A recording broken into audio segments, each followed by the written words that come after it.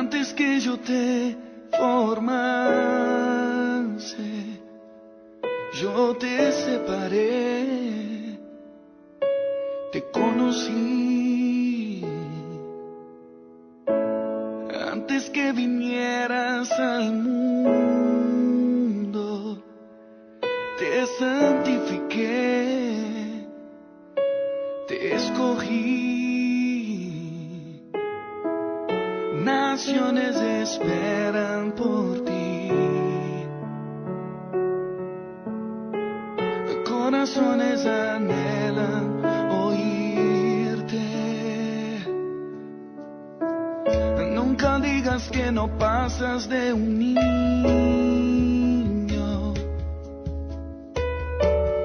Mira con mis ojos, mis promesas son para ti. Conozco tus errores y defectos, sé de tus límites y deseos. Aún así te quiero usar. Soy aquel que de la nada hace todo, aquel que va a cambiar el mundo. Borro tu pasado, te llevo a mi futuro. A donde te envíe irás, todo lo que diga dirás. Mis palabras están en ti. No temas ni mires atrás, yo sé que tú eres capaz. Por eso te escogí, por eso estoy en ti. Grande y maravilloso es nuestro Dios, el Rey eterno, el soberano, el único Rey de toda la tierra. Por eso quiero bendecir a mis hermanos y amigos en el mundo entero, adorando y glorificando a nuestro Dios, porque es el Rey eterno, porque no hay otro como Él, y porque su amor fue más allá, su misericordia, su amor. Y siempre su amor va más allá de todo, porque Él se entregó por la humanidad. Ese es Cristo Jesús, el que murió en la cruz del Calvario y resucitó, lavándonos con su sangre a todos y cada uno de los seres humanos que vivimos en la tierra. Y Él se entregó por todos nosotros. Por eso quiero saludar a hermanos y amigos en el mundo entero, en todos los países del mundo donde me estés escuchando a través de mi canal de YouTube, a nombre de Evangelista Mauricio Fonseca, y también en Facebook a nombre de Evangelista Mauricio Fonseca, y también en Instagram. Comparte este enlace, esta enseñanza, este video, compártelo a través de las redes. Sabe que la Biblia dice que da de gracia lo que de gracia hemos recibido.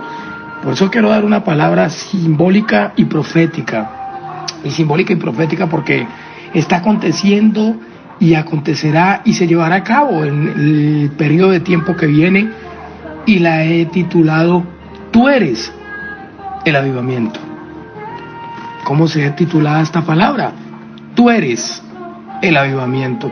¿Y por qué tú eres el avivamiento? Porque en ti está el comenzar a buscar la gloria de Dios para transformar la tierra. Nosotros, sin duda, en Cristo Jesús somos llamados a traer avivamiento. Avivamiento, que quiere decir sacar lo malo, o sea, que venga todo lo puro, todo lo bueno, todo lo noble, todo lo honesto. ¿Y avivamiento para qué? Para que Dios cumpla y haga todo lo que prometió. Y es la transformación de la raza humana, es la transformación de todo el núcleo con referencia a la raza humana. Por eso quiero hablar de un parentesco muy hermoso que tiene Dios, o que tuvo un parentesco que tuvo Jesús, o que tiene Jesús con Moisés.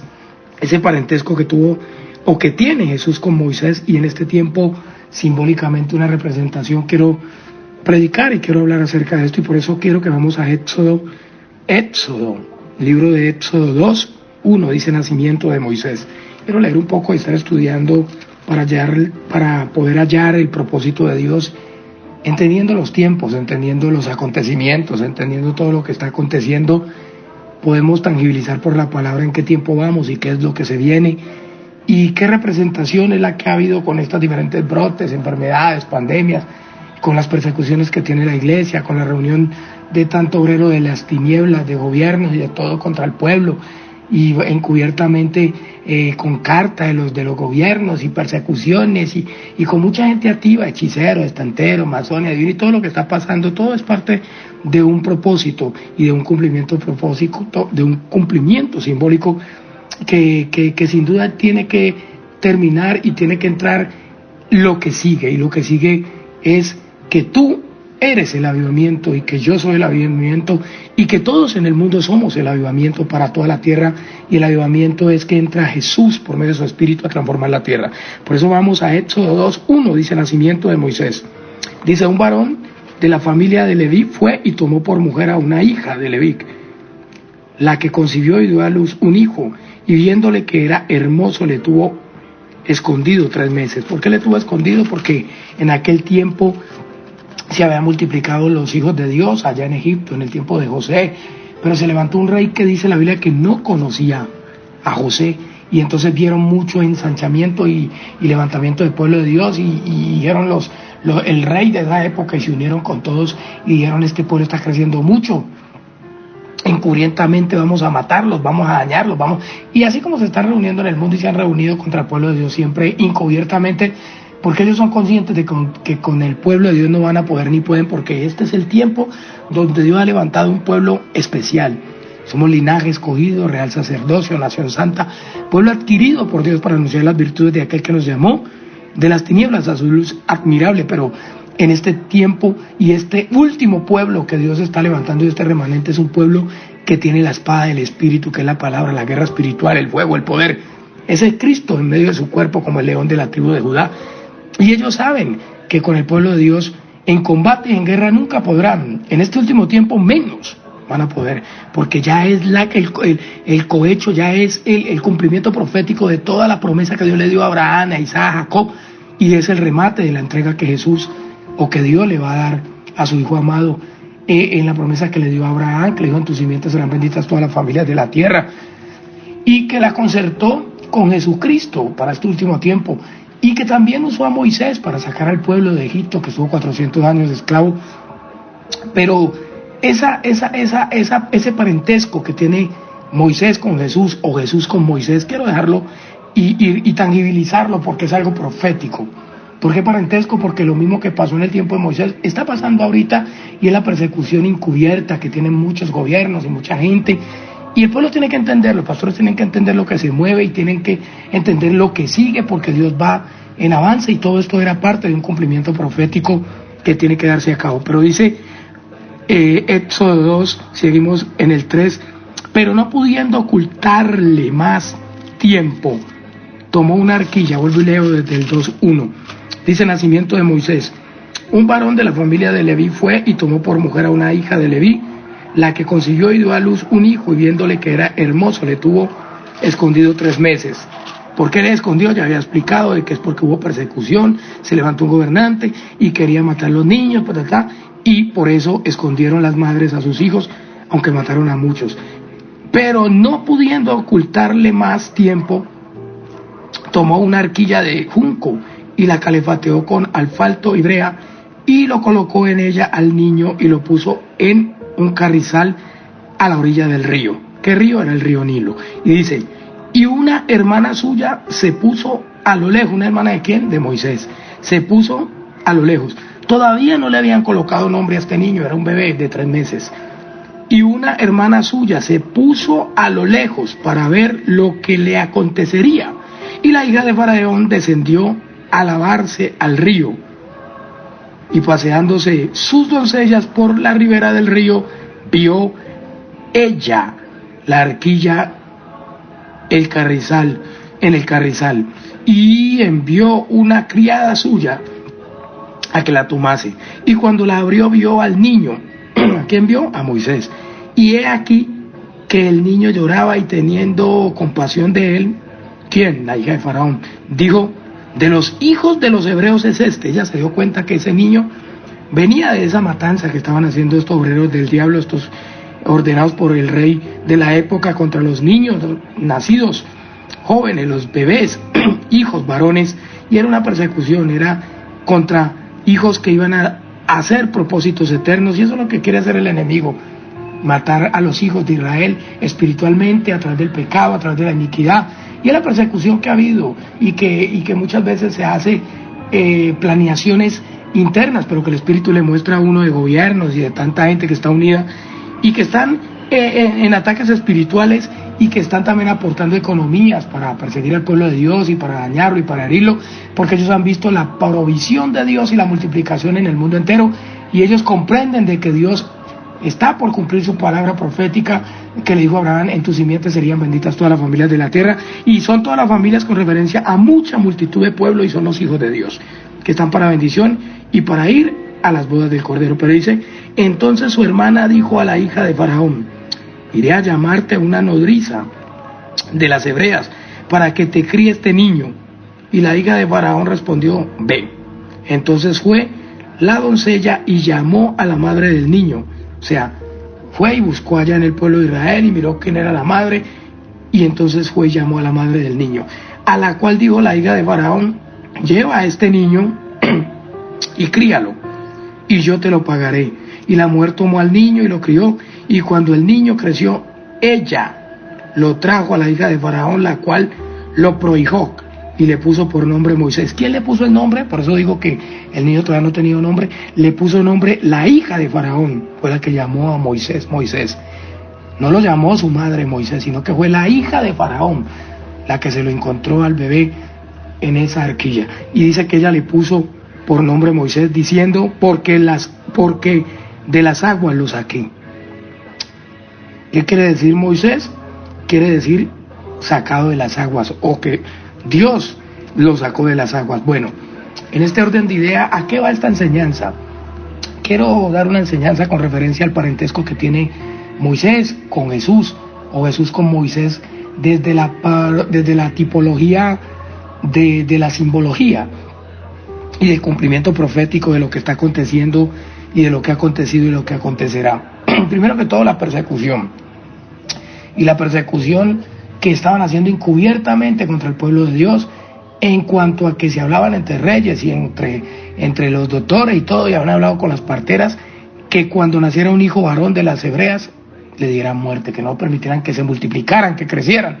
Y esto es lo que el enemigo planea en el mundo entero: extinguir al pueblo de Dios. Esto no es nuevo, porque desde el principio de la creación, desde que Caín mató a su hermano Abel, y hasta entonces siempre ha habido muertes de el que hace la voluntad de Dios, o los que quieren hacer la voluntad de Dios, porque sin duda el enemigo siempre va a estar ahí al acecho. Entonces, sin duda, es una tipología representativa con la persecución que ha habido desde el principio hasta hoy. Sin duda, dice la Biblia de que Dios le permite a este niño que no se ha matado, que no se ha muerto, y dice que lo esconde por 3 meses y después lo echa al río Nilo en un canastillo, y Dios de adrede permite que la hija de Faraón lo vea, porque Dios quería transferir a este niño, a Moisés, a un hebreo, a un judío, lo quería transferir a Egipto, así como hizo también con José cuando sus hermanos lo vendieron y Dios lo transfirió o lo llevó a Egipto, lo traspuso para Egipto, donde fue llevado José como esclavo, y allá Dios hizo lo que tenía que hacer. Pero así estaba haciendo en este caso con Moisés. Y lo vio la hija de Faraón, una mujer que tenía autoridad, porque su padre sin duda era el dueño del imperio, los faraones, y el faraón era el que tenía el imperio, era el imperio que había, al cual Dios había entregado al pueblo de Israel 400 años en Egipto. O sea que esto era un propósito de Dios, de que Moisés entrara allá para que mirase y viviese conforme las culturas y conforme a todo lo que hacían los egipcios, porque después, más adelante, cuando ya tuviera edad avanzada, Dios lo iba a enviar a sacar a su pueblo de Egipto. Pero todo era un propósito de Dios, el cual ni la madre de Moisés ni Moisés se daba cuenta. Antes, en persecución, Dios lo sacó, así como sacó al pueblo de Israel en el principio del avivamiento, en persecución a los muchos otros lugares para que predicasen la palabra. Pero bueno, ahora bien, dice la Biblia también de que ese niño fue tomado por aquella hija de Faraón, y después, cuando ella cogió el niño como bebé, dijo: vaya y búsqueme una persona que me lo críe. Y entonces fue esta criada de esta mujer, de esta hija de Faraón, y buscó entre las hijas de Israel y encontró a la verdadera madre, y la verdadera madre fue, y ella era la que lo alimentaba. O sea que por un tiempo ya había sido encontrado por la hija de Faraón, ya era como de hijo de Faraón, de la hija de Faraón, pero le pagaba a su madre, sin ella saber que era su madre, para que se lo criara. Y ya cuando se lo hubo criado hasta determinado tiempo, dice que la madre fue y llevó el niño. Dice, y cuando el niño creció, Éxodo 2:10, y cuando el niño creció, ella lo trajo a la hija de Faraón, la cual lo prohijó, o sea, lo dejó como hijo de ella, o sea que lo adoptó. Eso se llamaba prohijar, adoptar. Lo adoptó como hija de ella, y cuando el niño creció, ella lo trajo a la hija de Faraón, la cual lo prohijó y le puso por nombre Moisés, diciendo, porque de las aguas lo saqué. Sencillo, el niño no tenía nombre, la madre lo criaba ya pagándole, y le había Dios otorgado la vida prácticamente, porque ya no lo perseguían al bebé, porque ya era hijo de la hija de Faraón. Entonces cuando ya era grande lo llevó para que ella le siguiera dando una crianza. Pero después dice la Biblia ya en Hechos, vamos a Hechos, un libro de Hechos de la Biblia, Hechos 7, 22, Hechos 7, 22 dice, y fue enseñado Moisés en toda la sabiduría de los egipcios, y era poderoso en sus palabras y obras. Oiga, ¿fue enseñado en qué? En la sabiduría de los egipcios. Dice, y era poderoso en sus palabras y obras. Y nótese que Moisés era tartamudo, pero como estaba en un imperio, que era el imperio egipcio, y ya era uno de los duros, porque era uno de los hijos de la hija de Faraón quien lo iba a tocar, pero en su simiente era de sangre judía, venía del pueblo de Israel. Era como decir Pablo, que nació como nacido vivo, nació en Roma, pero dice que fue llevado a Jerusalén y allá fue registrado y todo, y era hebreo de hebreos, en cuanto a la ley fariseo, de la tribu de Benjamín, y en cuanto al celo perseguidor de la iglesia. Pero en este caso Dios le permitió nacer a este Saulo de Tarso, a Pablo, en Roma, porque en algún tiempo lo iba a llevar allá, a llevar un evangelio. Y fue lo mismo que permitió Dios para Moisés, lo metió allá. Entonces, ¿qué quiere decir aquí? Hechos 7, 22. Y fue enseñado Moisés en toda la sabiduría de los egipcios, y era poderoso en sus palabras y obras. Esto tiene una tipología muy fuerte para el pueblo de Dios, y en este tiempo Dios lo permite revelar. Y es de que muchos de nosotros nacimos en la tradición, nacimos en el paganismo simbólico con ese Egipto, donde nos postramos a los yesos, a la idolatría, venerábamos una cosa, la otra, y fuimos llevados cautivos en nuestras mentes y en nuestros corazones en el tradicionalismo de la idolatría. Porque en Éxodo 20 dice, no tendrás imágenes delante del Señor tu Dios, ni te postrarás a ellas, ni las honrarás, ni tendrás escultura, ni nada de lo que está en los cielos, en la tierra, ni de lo creado, yo Jehová. Quiere decir de que desde el principio de la creación, y ha pasado con el pueblo judío, el enemigo se ha desvivido por mucho tiempo en sacar al pueblo de Dios del cumplimiento de la Biblia, de la obediencia a la Torá, del Pentateuco, de la ley mosaica, del Evangelio. A los primeros judíos, en el tiempo de lo que se llamó el exilio, cuando Dios los sacó de Egipto en su enojo, y cuando entraron reyes y todo, que Dios mismo envió porque no obedecieron, muchos de ellos murieron, pero muchos de ellos migraron y se fueron a muchos países. En exclusivo muchos viajaron a Sefará, que en hebreo es España o a España, y allá muchos eran judíos sefardíes. Allá hablaban algo llamado ladino, judío sefardí y español. Y los españoles, el ladino es un idioma mezclado entre hebreo y español, se llama ladino. Entonces dice que ahí crecieron muchos judíos, pero el clero, la tradición, los obligó a hacer ¿qué? A ser idólatras, a ir a la religión, a ir al paganismo. De hecho que muchos de mi nación, muchos paisas, Cocorná, Marinillo, mi padre, muchos en el tradicionalismo por generaciones fueron obligados, porque sus padres en descendencias atrás, que viene, el paisa viene de descendencia judía. Si tú vas y lo googleas, vas a Googles y escribes descendencia paisa, sin duda te bota judía, porque es tradición. De hecho, que la ruana, el sombrero y todo eso es tradición y viene muy arraigada de Israel. Y por eso esos judíos sefardíes, en el tiempo que emigraron de allá a España, muchos de ellos fueron muertos por la Inquisición, quemados, matados. Muchos de ellos fueron obligados a ir a ser idólatras en el paganismo, y por eso el judío piensa y revuelve la tradición con el cristianismo. El judío revuelve la religión tradicional, o sea, la idolatría, que habla de yesos, de imágenes y de esculturas, con el cristianismo. El judío lo revuelve porque él dice, eso es lo mismo, hablan de Jesús, es lo mismo. No, porque nosotros no nos postramos, el pueblo de Dios cristiano estamos ceñidos a la Escritura, creemos en el Antiguo y el Nuevo Testamento. Los judíos de pronto dicen, no, nosotros creemos en el Pentateuco, en el Antiguo Testamento, y no creyeron a Jesús, no creyeron al Nuevo Testamento. Pero pasa de que los judíos creen que la religión tradicional o la idolatría, cuando hablo de idolatría, hablo de todo lo relacionado con ir a las imágenes, a los yesos, al pedazo, con colocar imágenes delante del Señor tu Dios, cuando en Éxodo 20 dice, no tendrás imágenes, ni ninguna escultura, ni te postrarás a ella, ni la honrarás, yo Jehová. Sencillo, el enemigo lo que hizo fue llevar al pueblo de Dios a sacar la fe del Hijo de Dios, que es Jesús, el Salvador, y que la coloquen en todo lo relacionado con lo que no es Dios, para que no haya un respaldo, no haya una bendición. Entonces, ¿qué pasó con los judíos que salieron en el exilio? Pasó de que fueron a muchos países y el clero los obligó a ir a la tradición, y en esa tradición los obligó a ser idólatras, paganos. Y entonces entraron a un Egipto espiritual, donde ya no tenían la fe puesta en la Torá, en la palabra, en la fe del Hijo de Dios real, en la palabra de Jehová, el Dios de Abraham, de Isaac y de Jacob, sino que colocaron la fe, fue en yesos, en ídolos, en la cruz.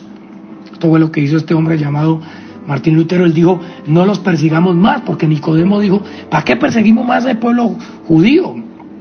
Nicodemo era también uno de los del judaísmo, y en el tiempo que los judaístas y los romanos y todos unidos perseguían la iglesia, en el tiempo del avivamiento, él dijo, no, porque más se multiplica, más están creciendo, entremos y engañémoslos. Y es lo que están haciendo muchos reyes de la tierra, presidentes, están entrando a hacer alianza con pastores y todo, porque ellos saben que no pueden detener el dispensar de la gracia de Dios, pero se están metiendo a hacer alianzas con ellos para leudar la casta y para hacer que ellos sean idólatras y paganos, y que ya no prediquen el verdadero evangelio y que no den la simiente de reino. Esto fue lo mismo que hicieron en aquel tiempo que emigraron los judíos a muchos países. El clero y todos los llevaron a la idolatría, y a los que no entraban a la idolatría los mataban, los quemaban. Y cuando ellos ya vieron que estaban siendo distinguidos, dijeron, no, pues, ¿qué podemos hacer? Colocaban nombres a sus hijos de colores, nombres de frutas, de plantas y de todo lo relacionado para no perder su linaje. Los judíos hicieron así y colocaron y apellidaron a sus hijos así, pero fue muy fuerte la persecución. Pero lo que buscaba el enemigo, ¿qué era? Llevarlos a ese Egipto cautivos, y en ese Egipto hacer que sirvieran a otros dioses, y era el castigo que Dios les daba por su pecado. Y Dios les dijo, os llevaré a tierras lejanas y serviréis a otros dioses, y allá levantaré espada tras vosotros. A muchos mataron. De hecho, en el tiempo de Cristóbal Colón y el descubrimiento de América, muchos estuvieron judíos, estuvieron encarcelados en prisiones de España. La reina Isabela de aquel tiempo envió a muchos de los que estaban en las cárceles, entre ellos judíos, a que fueran a esa misión de Cristóbal Colón, que era descubrir América. Y cuando llegaron a América, muchos de los que venían en la Pinta, la Niña y la Santa María, que eran embarcaciones, lo que venían era, hay muchos judíos. Y esos judíos fueron los que estaban usando los españoles para como esclavos, para que vinieran y todo. Y cuando encontraron oro y todo el descubrimiento que hicieron, dejaron a los judíos y se llevaron los barcos llenos de oro, y los judíos escaparon a las montañas y todo. Y por eso muchos paisas derivan de las diferentes montañas y de sangre judía y de descendencia judía, y muchos apellidos españoles y de otros países del mundo vienen de sangre judía, y mucha dispensación viene de judío. Pero no por eso somos hijos de Dios, no, porque la sangre se regó, no somos hijos de Dios, porque el judío no es porque sea de sangre solamente, y no porque viva el verdadero evangelio conforme a las sagradas escrituras. porque no es judío quien nace como israelita, sino quien se sujeta a la escritura y la vive y la guarda, dice la Biblia. Entonces, en este caso dice que Moisés fue llevado a Egipto, de la forma que Dios lo permitió, lo metió allá a Egipto, y dice claramente, y fue enseñado Moisés en toda sabiduría de los egipcios.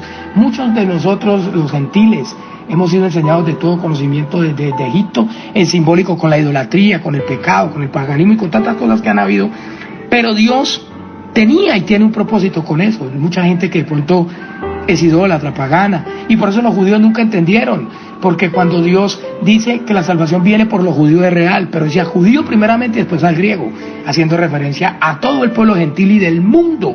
Pero Dios sabía por qué lo hacía, porque ya Él había regado a mucho pueblo en el mundo, y de hecho que ya Dios, en el tiempo de esa dispensación y en el tiempo que estaba el hijo de David, que fue Salomón, dice que después del reinado de Salomón Dios esparció a 10 tribus de Israel por el mundo entero y la sangre se regó. Pero no solo por eso fue Jesucristo a morir en la cruz del Calvario, sino porque la salvación era para el mundo entero, pero también teniendo Dios referencia que se había multiplicado el pueblo de Israel en el mundo entero porque la sangre se regó. Pero también Cristo entra para hacer propiciación por el pecado del mundo entero, y ya no es por la sangre judía, sino por la sangre de Cristo, que la humanidad y todo el mundo es libertado. ¿De qué? Del pecado, del paganismo, de ese Egipto. Moisés fue llevado a Egipto. ¿Qué parentesco tiene Jesús con Moisés? Mucho. Que Dios envió a Moisés a Egipto por medio del río, como sea río Nilo, y lo cogió la hija de Faraón y lo crió allá, porque de allá iba a sacar en el tiempo futuro a su pueblo que 400 años tuvieron. Asimismo también Jesús fue enviado a morir a Israel, porque iba a sacar Dios a su pueblo del Egipto espiritual que vive el mundo entero, que es el paganismo, la idolatría, y que venía Dios a concertar aquella promesa que Dios hizo a Abraham: en tu simiente serán benditas todas las familias de la tierra. Pero la venía a concertar ¿cómo? Por medio de la sangre de Cristo, ya no por medio de la sangre judía, ni por medio de la ley, sino por medio de la gracia, porque no estaba en el tiempo de antes de Jesús la ley abolida, pero cuando llegó Jesús, la gracia lo que hace es aboler la ley, pero no, el aboler la ley no quiere decir que no vamos a vivir lo que dice la Escritura, hay que cumplirlo, pero ya la salvación no es por la ley, es por la gracia. ¿Hay que guardar todo lo que está en la Biblia? Sí, claro, todito, porque Dios mandó que lo guardaran, pero la salvación ya no es por la ley, es por la gracia, y la gracia es Cristo, dándole entrada y dándole lugar a toda la raza humana, en exclusiva a todos los hijos de Israel que fueron por tribus sacados de Israel en el enojo de Dios y que iban a ser transfigurados por medio de la sangre de Cristo en el mundo entero. De otra manera, las 10 tribus de Israel, ¿cómo iban a tener oportunidad?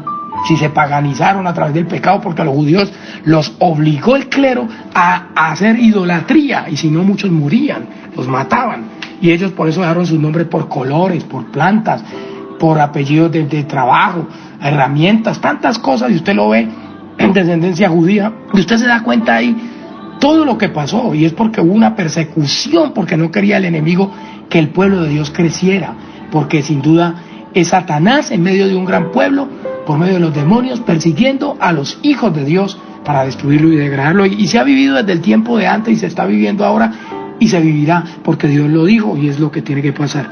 Y fue enseñado Moisés en toda sabiduría de los egipcios, y era poderoso en palabra y en obra. Yo digo, pero ¿cómo dice Dios que Moisés era poderoso en palabra y Moisés no era muy sabio ni mucho entendido, sino que era tartamudo, era tatareto? Pero fue enseñado en todo lo de los egipcios, como también nosotros hemos sido enseñados en la tradición, en todo la idolatría, en una cosa que no es que, hemos puesto por muchos años los ojos en una cosa, en la otra, y de pronto ni Biblia conocemos, pero sabemos que no, que los 1000 Jesuses, que no, y en pura cosa, pero vamos a la Biblia y no aparece un solo Jesús.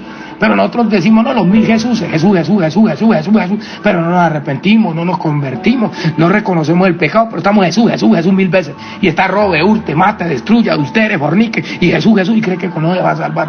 Y no es por obra, es por la gracia de Jesucristo, que viene a través de la palabra de fe y a través de la sangre que Él derramó. Jesús derramó en la cruz del Calvario. ¿Qué parentesco tiene Moisés con Jesús, señor Mauricio? Sencillamente, Moisés fue enseñado en el pecado, Jesús no. Jesús estuvo en una tierra de pecado, Pero Jesús no tocó el pecado, sino que vivió en una tierra donde había pecado, donde había idolatría, donde habían vendido la obra, donde estaba todo mundo bajo el poder de los romanos, el imperio, y había un subyugamiento, pero Moisés no. Pero Jesús no tocó el pecado, dice que fue condenado como un pecador.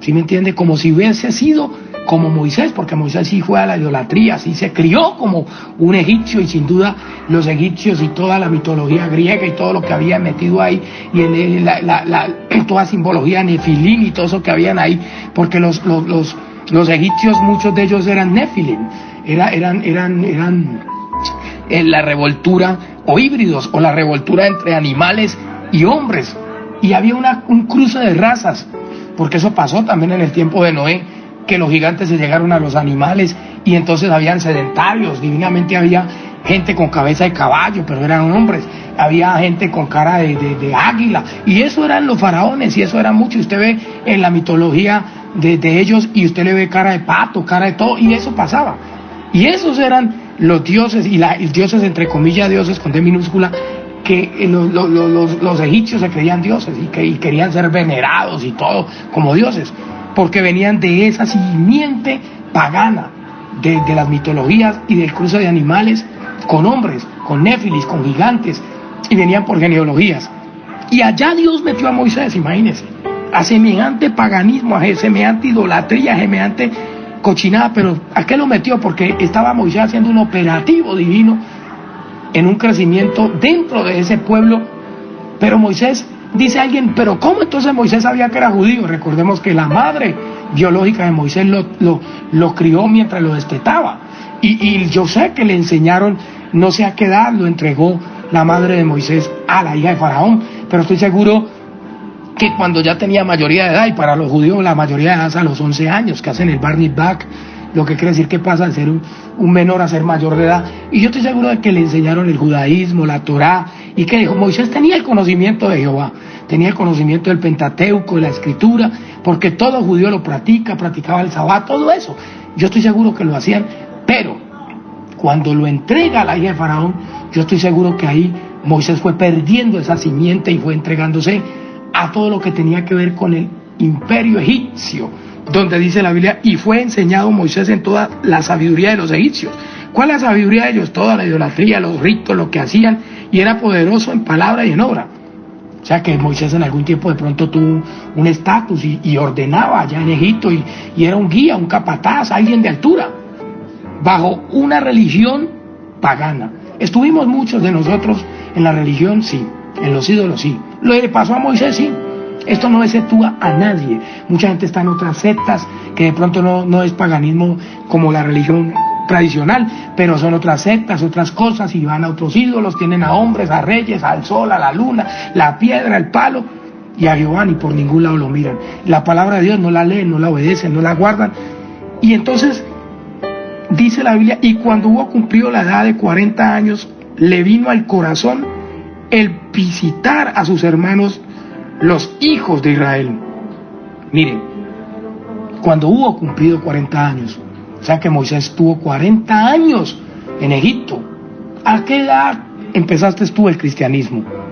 ¿A qué edad llegaste a Dios? Unos nacieron en cuna cristiana porque sus padres eran cristianos, pero otros nacimos en la tradición y fuimos del tradicionalismo, en este caso más en Colombia, gran parte de Antioquia, que es más de la mitad de Colombia, porque aunque la gente diga que Pereira, Armenia y todos esos lados no es paisa, puro paisa, y es multiplicado y regado en el mundo entero, pero ¿sabe? Me llama la atención, y por eso la prosperidad tan grande que Dios le ha dado a los países, y la sabiduría para hacer economía, y todo eso viene de Israel, y de prosperidad, y de simiente, y de la gracia de Dios, y del poder de la labor que tienen los judíos.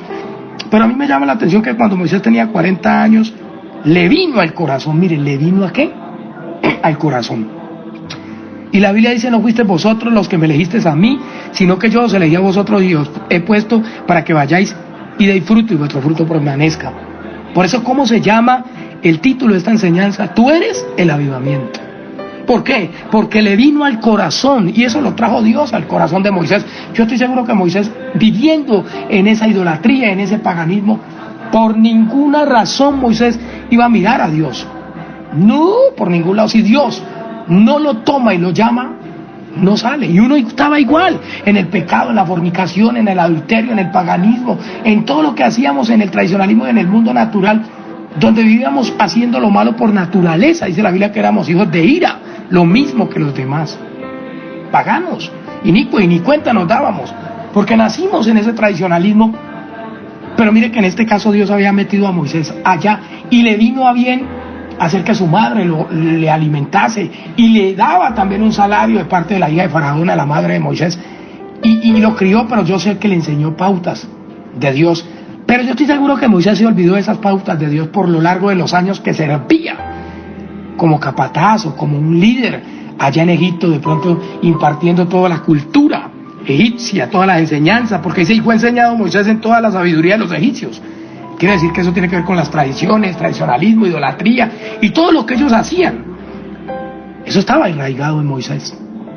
Pero dice claramente en Hechos 7:23, y cuando hubo cumplido edad de 40 años, le vino al corazón el visitar a sus hermanos, los hijos de Israel.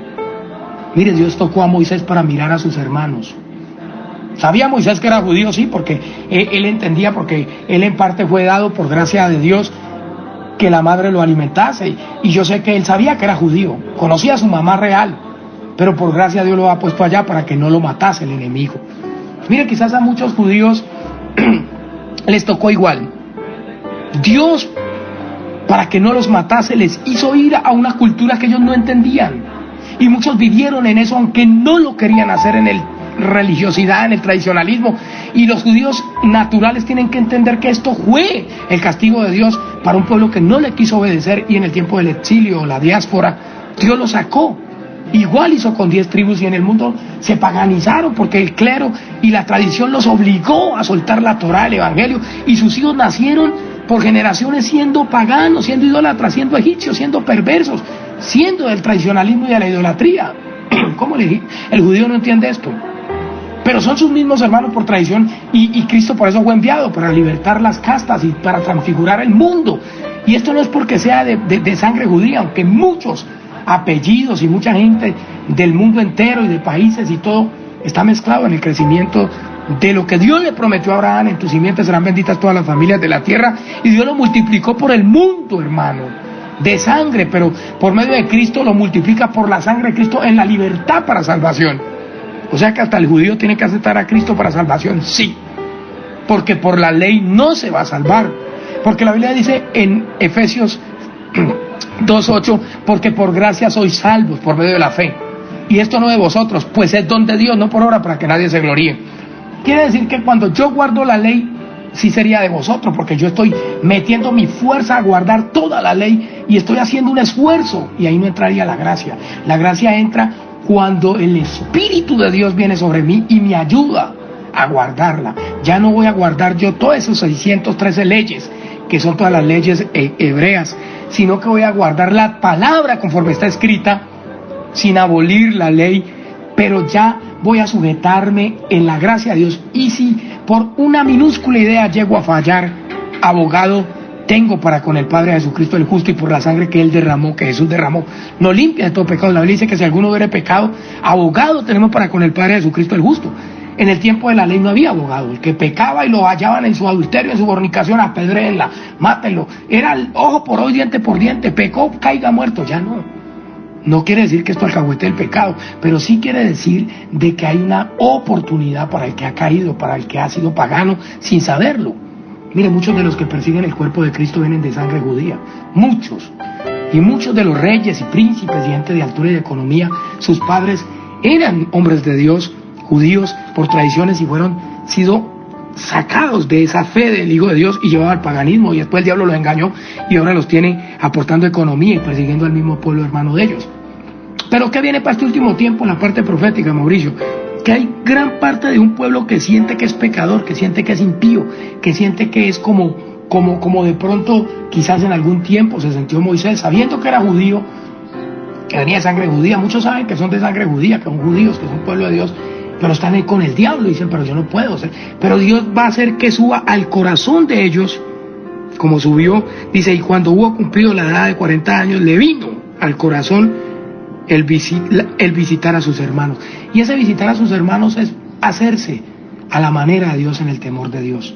Dios en su momento le dio a Moisés la oportunidad, de pronto dictó mucha cosa fuerte contra su pueblo judío, y hasta que llegó un momento donde Dios lo libertó.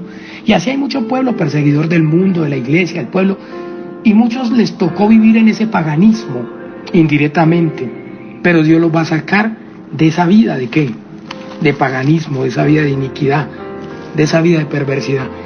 Pero yo quiero que vayamos a hablar un poco de Jesús desde la perspectiva de lo que entra a la raza humana y al pueblo cristiano y al mundo entero, porque si Jehová no edificare la casa, en vano trabajan los que la edifican, y si Jehová no guardare la ciudad, en vano vela la guardia. Aunque el enemigo se levante como río, el Espíritu de Jehová levanta bandera a favor nuestro, y es eminente que Dios es el que nos cuida, y el mismo diablo sabe que no puede tocar al pueblo de Dios, y los que está tocando es porque no quieren orar, no quieren ayunar, no quieren ser abnegados, íntegros, y antes Dios los está entregando la espada por su pecado y su rebelión. Y muchos de los hijos de Dios se han entregado al diablo por cobardía y por miedo, y hoy son perseguidores de la iglesia. Pero, ¿qué va a pasar? De que Dios va a visitar a muchos que están indirectamente en la idolatría, porque no es culpa de ellos que hayan sido obligados al tradicionalismo, porque vienen de una simiente de la palabra, de la fe. Y todos venimos de una simiente de la palabra, porque el primer hombre viviente fue Adán. Dice que Dios lo sacó del polvo de la tierra y sopló sobre él, pero dice, y lo creó, y creó Jehová Dios al hombre, y de la costilla sacó la mujer. ¿Por qué sacó la mujer de la costilla? La mujer no fue creada del polvo, fue sacada de la costilla, ojo. Y por eso Cristo, como uno con la esposa, el cuerpo de Cristo es uno con la esposa. ¿Por qué? Porque la esposa está unida a Jesucristo internamente. Está el cuerpo de Cristo y está la esposa del Cordero, que es la iglesia, que es la esposa del Cordero, que está en la misma costilla, está en el mismo Jesús. Y eso fue lo que hizo Dios con Adán. Lo creó, y dice que lo creó y lo formó. ¿Para qué lo formó? Para que administrara esa finca, ese imperio que tenía él, que era con animales, con ríos, con todo, pero Dios le delegó funciones a este primer hombre viviente, Adán. Y como yo que estaba solito y veía animales que con pareja y varón, el león y la leona, oso y la osa, todo, y digo, no, pues vamos a crearle ayuda, y le sacó de la costilla. Yo dije, pero ¿por qué Dios no creó también a Eva del polvo, de la tierra? Y no, la sacó de la costilla. Pero nótese que no dice que él formó a Eva. El varón debía formarla, porque ya Dios lo había formado a él. Y esto pasa con la iglesia. El cuerpo de Cristo es la iglesia, pero ¿quién forma a la esposa? El varón, el pastor, la iglesia, el hombre de Dios, el esposo. Y él es el protector, así como el marido es protector de la mujer. Esto es una revelación profunda, y es entendido de que asimismo Cristo sustenta y cuida a su esposa. Pero ¿quiénes clasifican hombres y mujeres en el rango de esposa del Cordero? Los que Dios está guardando, los que no, y los que va a guardar, porque Dios es bueno. Pero mucha gente está siendo perseguida y dañada y todo, pero porque no están clasificados como miembros del cuerpo de Cristo y como esposos del Cordero, de la esposa, o como la esposa del Cordero simbólica, con aquel varón que es Cristo en su cuerpo, que es la iglesia global, pero también la esposa del Cordero que está dentro del cuerpo de Cristo, como también estaba dentro del primer hombre viviente, y Adán, donde estaba Eva, que la sacó de la costilla. Asimismo, Jesucristo dice, vendré otra vez y os tomaré a mí mismo. Dios de el mismo primer hombre viviente que se llamó Adán sacó a Eva. También Dios del mismo cuerpo de Cristo sacará a la esposa y la llevará al reino del cielo. Y por eso dice, vendré otra vez y os tomaré a mí mismo, para que donde yo estoy vosotros también estéis. Pero aquí quiero hablar del avivamiento, el título de esta enseñanza es Tú eres el avivamiento. Y es porque ya Dios, como hizo con ese Moisés, puso en tu corazón el llamado, puso, sin importar quién sea, si fuiste perseguidor, idólatra, pagano, perseguidor de la iglesia, homicida, gobernante, presidente, alcalde, pues del que sea, hombre de ejército, del que sea, del mundo entero, Dios te llama. Pero dice las bodas del Cordero, las bodas de Canaán, San Juan 2, dice las bodas de Canaán. En el tercer día se hicieron unas bodas en Canaán de Galilea, y estaba allí la madre de Jesús, y fueron también invitados a las bodas Jesús y sus discípulos. Y faltando el vino, la madre de Jesús le dijo: no tienen vino. Jesús le dijo: ¿qué tienes conmigo, mujer? Aún no ha venido mi hora. Su madre le dijo a los que servían: haced todo lo que él os dijere. Y estaban allí 6 tinajas de piedra para agua, conforme al rito de la purificación de los judíos, en cada una de las cuales habían 2 o 3 cántaros. Cabían 2 o 3 cántaros. Vuelvo y leo. Dice: y estaban allí 6 tinajas de piedra para agua, conforme al rito de la purificación de los judíos, en cada una la cual cabían 2 o 3 cántaros. Jesús les dijo: llenad estas tinajas de agua. Y las llenaron hasta arriba. Entonces les dijo: sacad ahora y llevadlo al maestresala. Y se lo llevaron. Y cuando el maestresala probó el agua hecha vino, sin saber él de dónde era, aunque lo sabían los sirvientes que habían sacado el agua, llamó al esposo. ¿Quién llamó al esposo? El maestresala. Llamó al esposo y le dijo: todo hombre sirve primero el buen vino, y cuando ya ha bebido mucho, entonces el inferior, mas tú has reservado el buen vino para esta hora. Bueno, ahora bien, ¿cuál es la palabra profética y el parentesco que tiene Moisés con Jesús? Dios mete a Moisés por gracia al río Nilo, lo coge la hija de Faraón, lo cría en Egipto, simbólico con el pueblo que fue criado en el paganismo, en el tradicionalismo. Pero después, a los 40 años, le toca el corazón y él va a enseñarle a ese pueblo y va a darle una instrucción, porque Dios lo tenía ahí para sacar a sus hermanos de esa esclavitud, de ese paganismo y de esa idolatría. Tenía que ser un hombre que conociese lo que se movía y lo que vivían sus hermanos, para así mismo poder predicarles y poderlos sacar de esa idolatría. Ahora bien, les queda fácil a pastores, apóstoles, evangelistas y maestros, y a todos los profetas, entender cómo se predica, porque lo vivimos y sabemos en qué puntos se está moviendo Satanás en las vidas de muchos. ¿Qué quiere decir con esto? ¿Qué parentesco tiene Jesús? En este tiempo, el cuerpo de Cristo representado con todos los que conocen de Dios y están simbólicos como un cuerpo, tipológico con la esposa del Cordero, que está en el mismo cuerpo como Adán, que de la costilla sacó Dios a Eva. Sin duda Dios va a sacar su iglesia de la costilla de Jesús. ¿Qué quiere decir? De la casa, del pueblo va a arrebatar su pueblo. Y por eso dice: vendré otra vez y os tomaré a mí mismo. ¿Qué garante dejó el Espíritu Santo? Pero aquí habían unas bodas. Eran las bodas de Canaán. Se dice en los estudios de que se dicen bodas porque se casaban varias personas. Algunos dicen era la boda de Pedro, ¿no? Porque aquí dice se celebraban unas bodas. Y cuando habla de unas bodas es porque eran muchas parejas. Pero bueno, referencia a Pedro, que se dice que se estaba casando en ese tiempo, y si se dice que Pedro, ¿por qué? Porque en algún tiempo dice que la suegra de Pedro tenía fiebre y Jesús fue y la sanó. Y cuando uno tiene una suegra es porque tiene una novia, y el judío no tenía novia, sino que se casaba de una. O sea que Pedro fue casado. Por eso Dios le dijo a Pedro: sobre esta roca edificaré mi iglesia, sencillamente porque era simbólico con el avivamiento que se viene. Y dice: al tercer día se hicieron unas bodas, o sea que eran varias bodas, en Canaán de Galilea. O sea que no sé si se hacían paulatinamente o se estaban celebrando todas ahí. Pero esto refiere a que se estaba casando Pedro y estaba invitado a Jesús y su madre. Pero dice,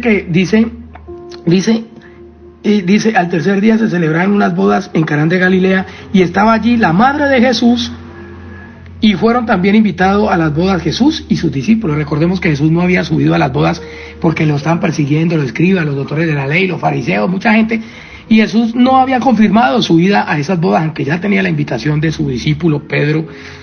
Pero Jesús subió en el momento que él pensó subir a esas bodas. Pero dice que cuando Jesús sube y tal, y se dan cuenta que está Jesús, está la madre de Jesús, dice: y faltando el vino, la madre de Jesús le dijo: no tienen vino. El vino no era el vino como el que hoy se toma en el mundo circular, porque el vino que había en ese tiempo era un vino sano, era el fruto de la uva, el fruto de la vid, de la uva, y se tomaba como un aperitivo, como un refresco muy rico, muy sabroso de la época, pero no tenía no era añejo, porque un vino añejo es como decir un trago. Se Usted coloca uva y añeja vino y hace con eso, puede hasta emborracharse. Este vino no era el vino de emborrachar. Mucha gente dice, y Jesús tomó vino, y Jesús convirtió el agua en vino, y Jesús bebió vino, ¿cómo no va a beber yo? Por no me emborracho. No, este vino de este tiempo era un vino sano, un vino de consagrar, un vino apto como para un pasante, y era muy sabroso, era un aperitivo muy rico. Y dice, y fueron también, pero dice aquí, dice, y faltando el vino, la madre de Jesús le dijo, no tienen vino. Mire, María compromete a Jesús. María, la madre de la humanidad de Jesús. Recordemos que Jesús fue puesto por obra y gracia del Espíritu Santo en el vientre de María. No fue una concesión entre José y María para que Jesús fuese gestado, sino que Dios puso a Jesús en el vientre de María, pero él se crió dentro de la bolsa, dentro del vientre de María, o sea que tenía sin duda todos los rasgos de ese linaje, de la descendencia de donde venía María, y todo, y era el linaje de David, y todo que venía Jesús, porque la familia de María y todos ellos venían de ese linaje, y Dios permitió que María le diese la oportunidad de que Jesús fuese puesto en su vientre, pero dice que ella era la madre de la humanidad de Jesús, pero Jesús era hijo de Dios, directo, porque Dios fue el que lo engendró en ese vientre, por obra y gracia del Espíritu Santo. Pero dice Jesús, y faltando el vino, San Juan 2:3, y faltando el vino, la madre de Jesús le dijo, no tienen vino. Era muy importante tener vino porque ellos tomaban era vino y danzaban y todo, y eso era lo que los divertía, y con lo que contaban anécdotas y todo, y eso era lo que hacía que la fiesta o la reunión durase. Diferentes calidades de vino y todo, porque siempre en la agricultura se manejó este vino, ¿qué tal? Este vino, y se codeaban entre viñadores y todo, el sabor del vino y todo, y eso era como un estatus, como algo rico. Y el maestre Sala sin duda era el que probaba el vino, era un hombre enseñado en los sabores del vino, en las calidades, este es bueno, este no es bueno. Pero dice, y faltando el vino, la madre de Jesús le dijo, no tienen vino. Mire, aquí María intercede, y aunque por muchas generaciones la tradición dice, pero María también, y ella es intercesora, en este caso fue intercesora de este tiempo. ¿Por qué? Porque como madre de la humanidad de Jesús, y estando en esa reunión invitada, sabía que Jesús es poderoso para hacerlo todo, pero nótese que ella intercede y dice, les falta el vino, Jesús, mire que les falta el vino. O sea, preocúpese, es su discípulo, como quien dice. Pero Jesús le dice, ¿qué tienes conmigo, mujer? Aún no ha venido mi hora. O sea, María sabía que Jesús estaba para un tiempo señalado. E igualmente el mundo entero sabe que el cuerpo de Cristo, simbólico como Jesús en la tierra, está para un tiempo señalado, en un avivamiento en la tierra, y por eso la persecución y el enemigo, y bajo cuerda están persiguiendo y todo lo que Dios ha permitido. Porque ¿qué parentesco tiene Jesús con Moisés? Que Moisés fue enviado a Egipto a sacar a su pueblo de esclavitud de 400 años. Y el cuerpo de Cristo, simbólico con la iglesia de Dios global en el mundo, o los miembros del cuerpo de Cristo, o la esposa del Cordero, está para este tiempo en el avivamiento, para sacar al mundo entero de Egipto, por medio de la predicación, sacándolo del pecado, echando fuera ese paganismo, esa idolatría. Y eso tiene que ver con los demonios que tienen en el cuerpo de muchos un señorío y los tienen sometidos y esclavizados. Y ahí va a haber una libertad.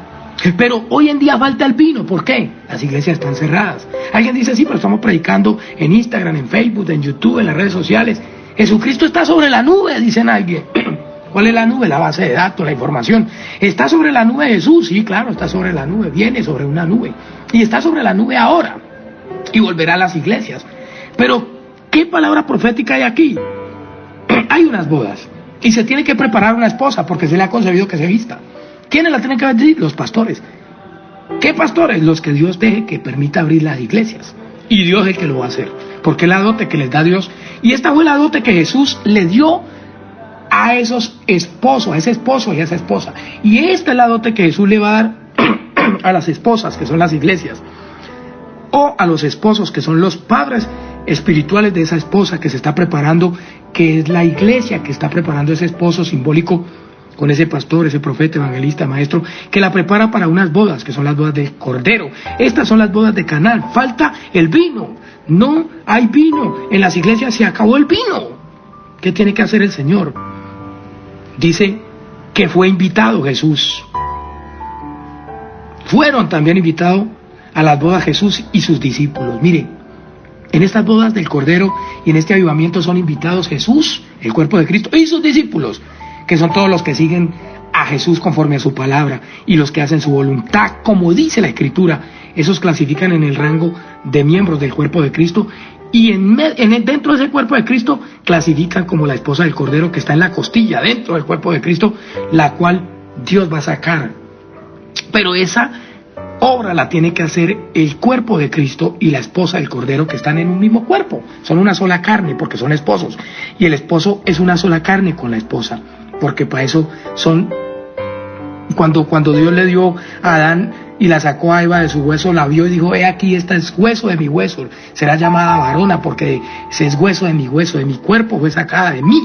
Y así mismo sacará Dios su esposa del cuerpo de Cristo, y tiene que estar activo en la tierra. O sea que las iglesias van a ser reactivadas, sí. Y tiene que pasar porque es un cumplimiento profético y no tiene salida.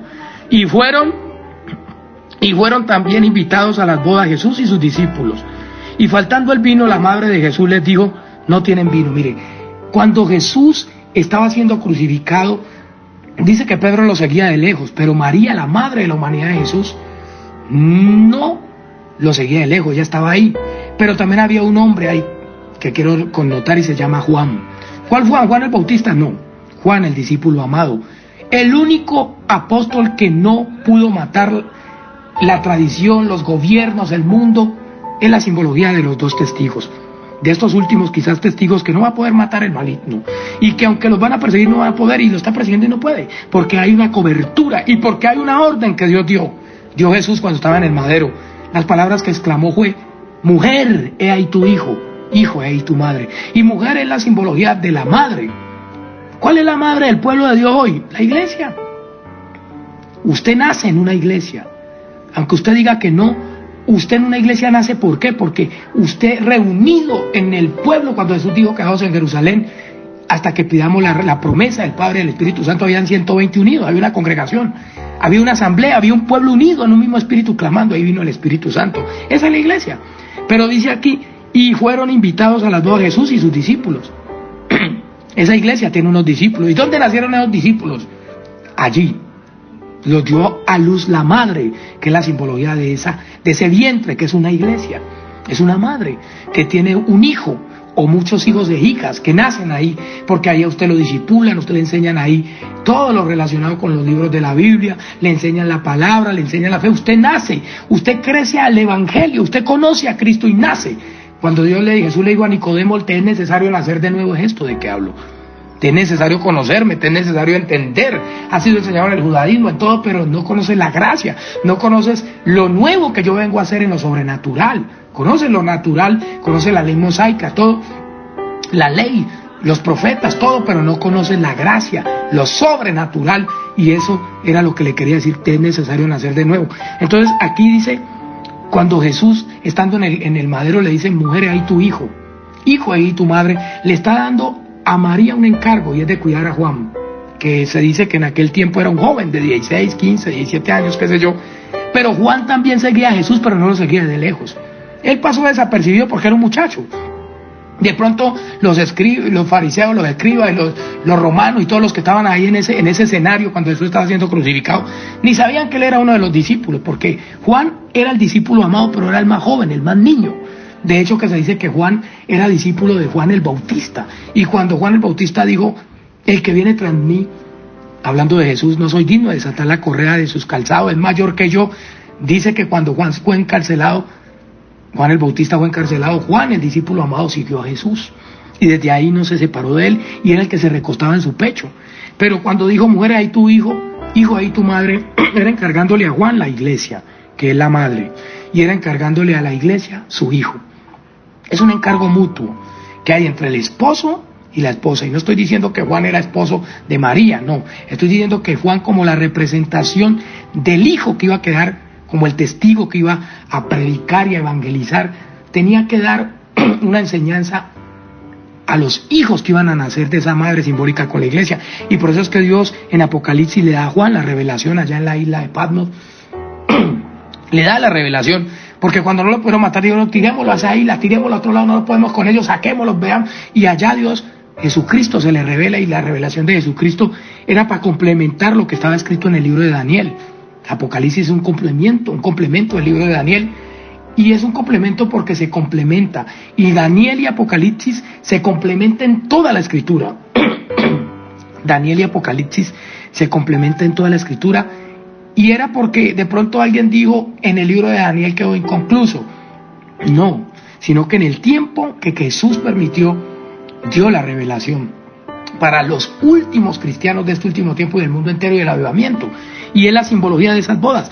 A hoy falta el vino, no hay vino en las iglesias, se acabó el vino. Pero la madre, que es la iglesia, dice, bueno, fuimos invitados aquí, qué pena. Jesús, mire, faltó el vino. ¿Qué va a hacer Jesucristo, el Dios de Israel? Le dice, mujer, aún no es mi hora. Pero él sabía que estaba activo para un avivamiento. Igual el cuerpo de Cristo sabe que viene a un avivamiento, y viene a un avivamiento porque es el tiempo de Dios y es este. ¿Y qué parentesco tiene Moisés con Jesús? Que Moisés fue a sacar al pueblo de Israel de Egipto, porque el ángel de Jehová lo envió. Y en este caso, Jesucristo representa directamente al ángel de Jehová en sus miembros para él mismo ir a hacer este trabajo en el mundo entero, espiritual, a través de sus miembros, como el cuerpo de Cristo representado como el ángel de Jehová, que estamos activos en la tierra llevando un mensaje evangelístico, pero las iglesias están cerradas. Señor Mauricio, ¿cómo así? Hable claro. Jesucristo la reactiva, porque él fue invitado a esto, y fue también invitado a sus discípulos, o sea que los discípulos son los ministros, los seguidores, todos ellos causarán el avivamiento en el cuerpo de Cristo, porque dice, y fueron también invitados a las bodas Jesús y sus discípulos, y faltando el vino, la madre de Jesús dijo, no tienen vino. Hoy el mundo dice, no tenemos vino. ¿Cómo va a haber avivamiento? No tenemos vino. Los gobiernos no quieren activar la iglesia. Ellos saben que no pueden detener la iglesia, pero muchos hombres de los reinos y de los reyes se están uniendo a muchos pastores y líderes, porque ellos saben que Jesús trae un avivamiento inminente, no tiene pierde, y es en nuestros días, está muy cerca, pero ellos son vivos y han metido a hacer alianzas con los pastores, y esto es claro de parte de Dios. No hagas alianza con ningún reino, con ningún rey, porque vienen a leudar, vienen a traer una levadura para que no demos el verdadero avivamiento. El anticristo también va a hacer su trabajo, él no es pendejo, él va a moverse en las iglesias, va a unirse con los ministros, con los pastores, con los líderes, y va a querer filtrar a muchos.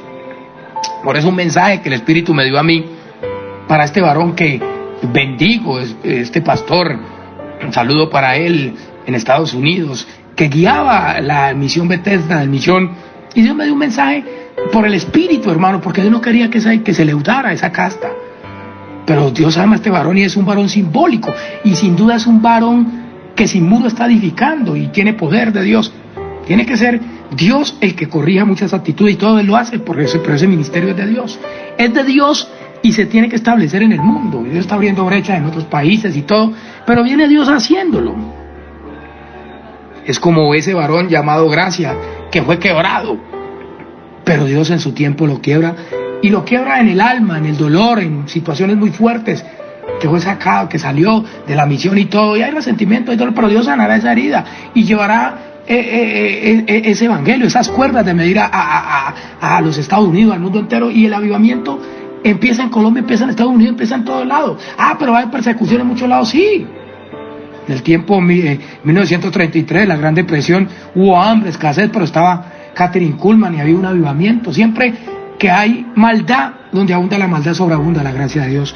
Y Dios es el que lo hace por el Espíritu, esto no lo detiene nadie. Pero ¿qué está haciendo el enemigo en Estados Unidos, en muchos países del mundo, en Colombia, en muchos países del mundo? Se está uniendo a las iglesias porque él sabe el cumplimiento profético, y se está uniendo para leudar la casta, y muchos pastores están cayendo en esto. No, que el gobernante tal se arrepintió. ¿Va a haber avivamiento en algunos gobernantes, Mauricio? Sí. Dios va a tocar a unos y los va a apartar en la santidad, y van a ser enemigos de la obra de Satanás, porque ¿quién más que los gobernantes para entender el mover de Satanás? Ya que muchos de ellos se reúnen en la masonería, en el engaño, en la mentira, y están activos muchos de ellos de parte del mismo anticristo. Pero dice, faltando el vino, hoy falta el vino en las iglesias, hoy no hay iglesias, no hay cultos, están a través de las redes. Jesucristo está a través de la nube, por medio de sus miembros, a través de la nube, que quiere decir la base de datos, o internet, o Facebook, Instagram, y ahí están todos los reportes del Evangelio, y Sin Muros se está edificando a Jerusalén en el mundo a través de la palabra, donde no tiene fronteras el evangelismo a través de las redes sociales.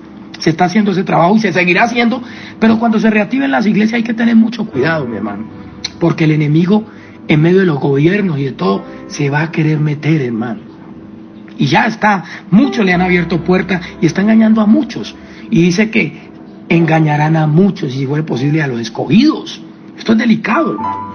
Pero dice que faltando el vino, la madre de Jesús les dijo, no tienen vino. Mire, las iglesias hoy día se cerraron, no hay vino dentro de las iglesias. ¿Por qué? Porque en la iglesia se sirve un vino. ¿Cuál es el vino? La representación del embriague del espíritu. El vino simboliza como el aceite. El aceite y el vino son tipológicos de embriague del espíritu, unción, embriague del espíritu. Por eso dice, en odres viejos no se puede echar vino nuevo. Y el odres era como una tulita, mochilita donde se echaba el vino. Y resulta que si el odres era viejo, el vino se regaba. Pero si el odres era nuevo, en odre nuevo se debe echar el vino nuevo para que no se riegue. Y usted debe ser un odre nuevo, y por eso Dios nos tiene en nuestras casas avivándonos como odres nuevos para resistir el poder del Espíritu que se viene en un gran avivamiento. Porque si Dios echa en odres viejo ese vino nuevo, se rompe, mi hermano. Usted está en las casas, es avivándose, si lo ha entendido, hermano. Y por eso la persecución espiritual y ese ataque tan fuerte que hubo meses atrás, espiritual, que muchos de los siervos de Dios tuvimos, y es de que es un avivamiento porque el enemigo se quiere oponer y Dios nos pone a guerrear y a pelear la batalla, y crecemos espiritualmente porque vamos de gloria en gloria, triunfo en triunfo y de victoria en victoria, y cada triunfo es una gloria, porque pasamos una materia y vamos a otra y vamos de gloria en gloria, triunfo en triunfo. Pero esto quiere decir combates, luchas, momentos duros. Pero dice, y faltando el vino, la madre de Jesús le dijo, no tienen vino. Jesús le dijo, ¿qué tienes conmigo, mujer? Mire, Juan debía cuidar a su madre. Y esa simbología de Juan es el discípulo amado, que tiene referencia con la simbología de que Cristo le otorga la misión de estos últimos tiempos, y era el discípulo del amor. Sin duda este es el ministerio de Jesucristo en la tierra, que sin duda es simbólico con Juan, que es el discípulo del amor, donde el amor debe ser sufrido, benigno, todo lo puede, la preeminencia del amor, como dice 1 Corintios 13. Toda la preeminencia del amor aquí en el cuerpo de Cristo, y Dios formándola en cada odre, en cada hombre, para derramar su vino nuevo. Pero dice, Jesús le dijo, ¿qué tienes conmigo, mujer? Aún no es mi hora. La iglesia es la mujer. Pero Jesús les dijo, espérense, todavía no es mi hora, todavía no era mi hora del avivamiento, es ahora que viene.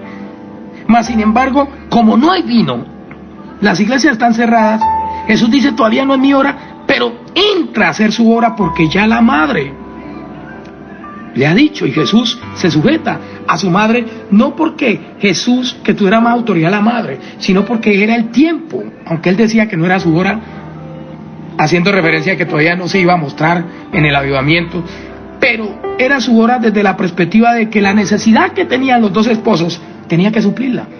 El mundo tiene una necesidad, y es la palabra de fe para la libertad, para sacar a ese pueblo de ese Egipto, cual Moisés fue enviado. Y esto lo hará el cuerpo de Cristo. Por eso es tipológico Jesús con Moisés y Moisés con Jesús. Y por eso tiene una connotación muy fuerte. Pero dice, y su madre le dijo a los que le servían, haced todo lo que él os dijere.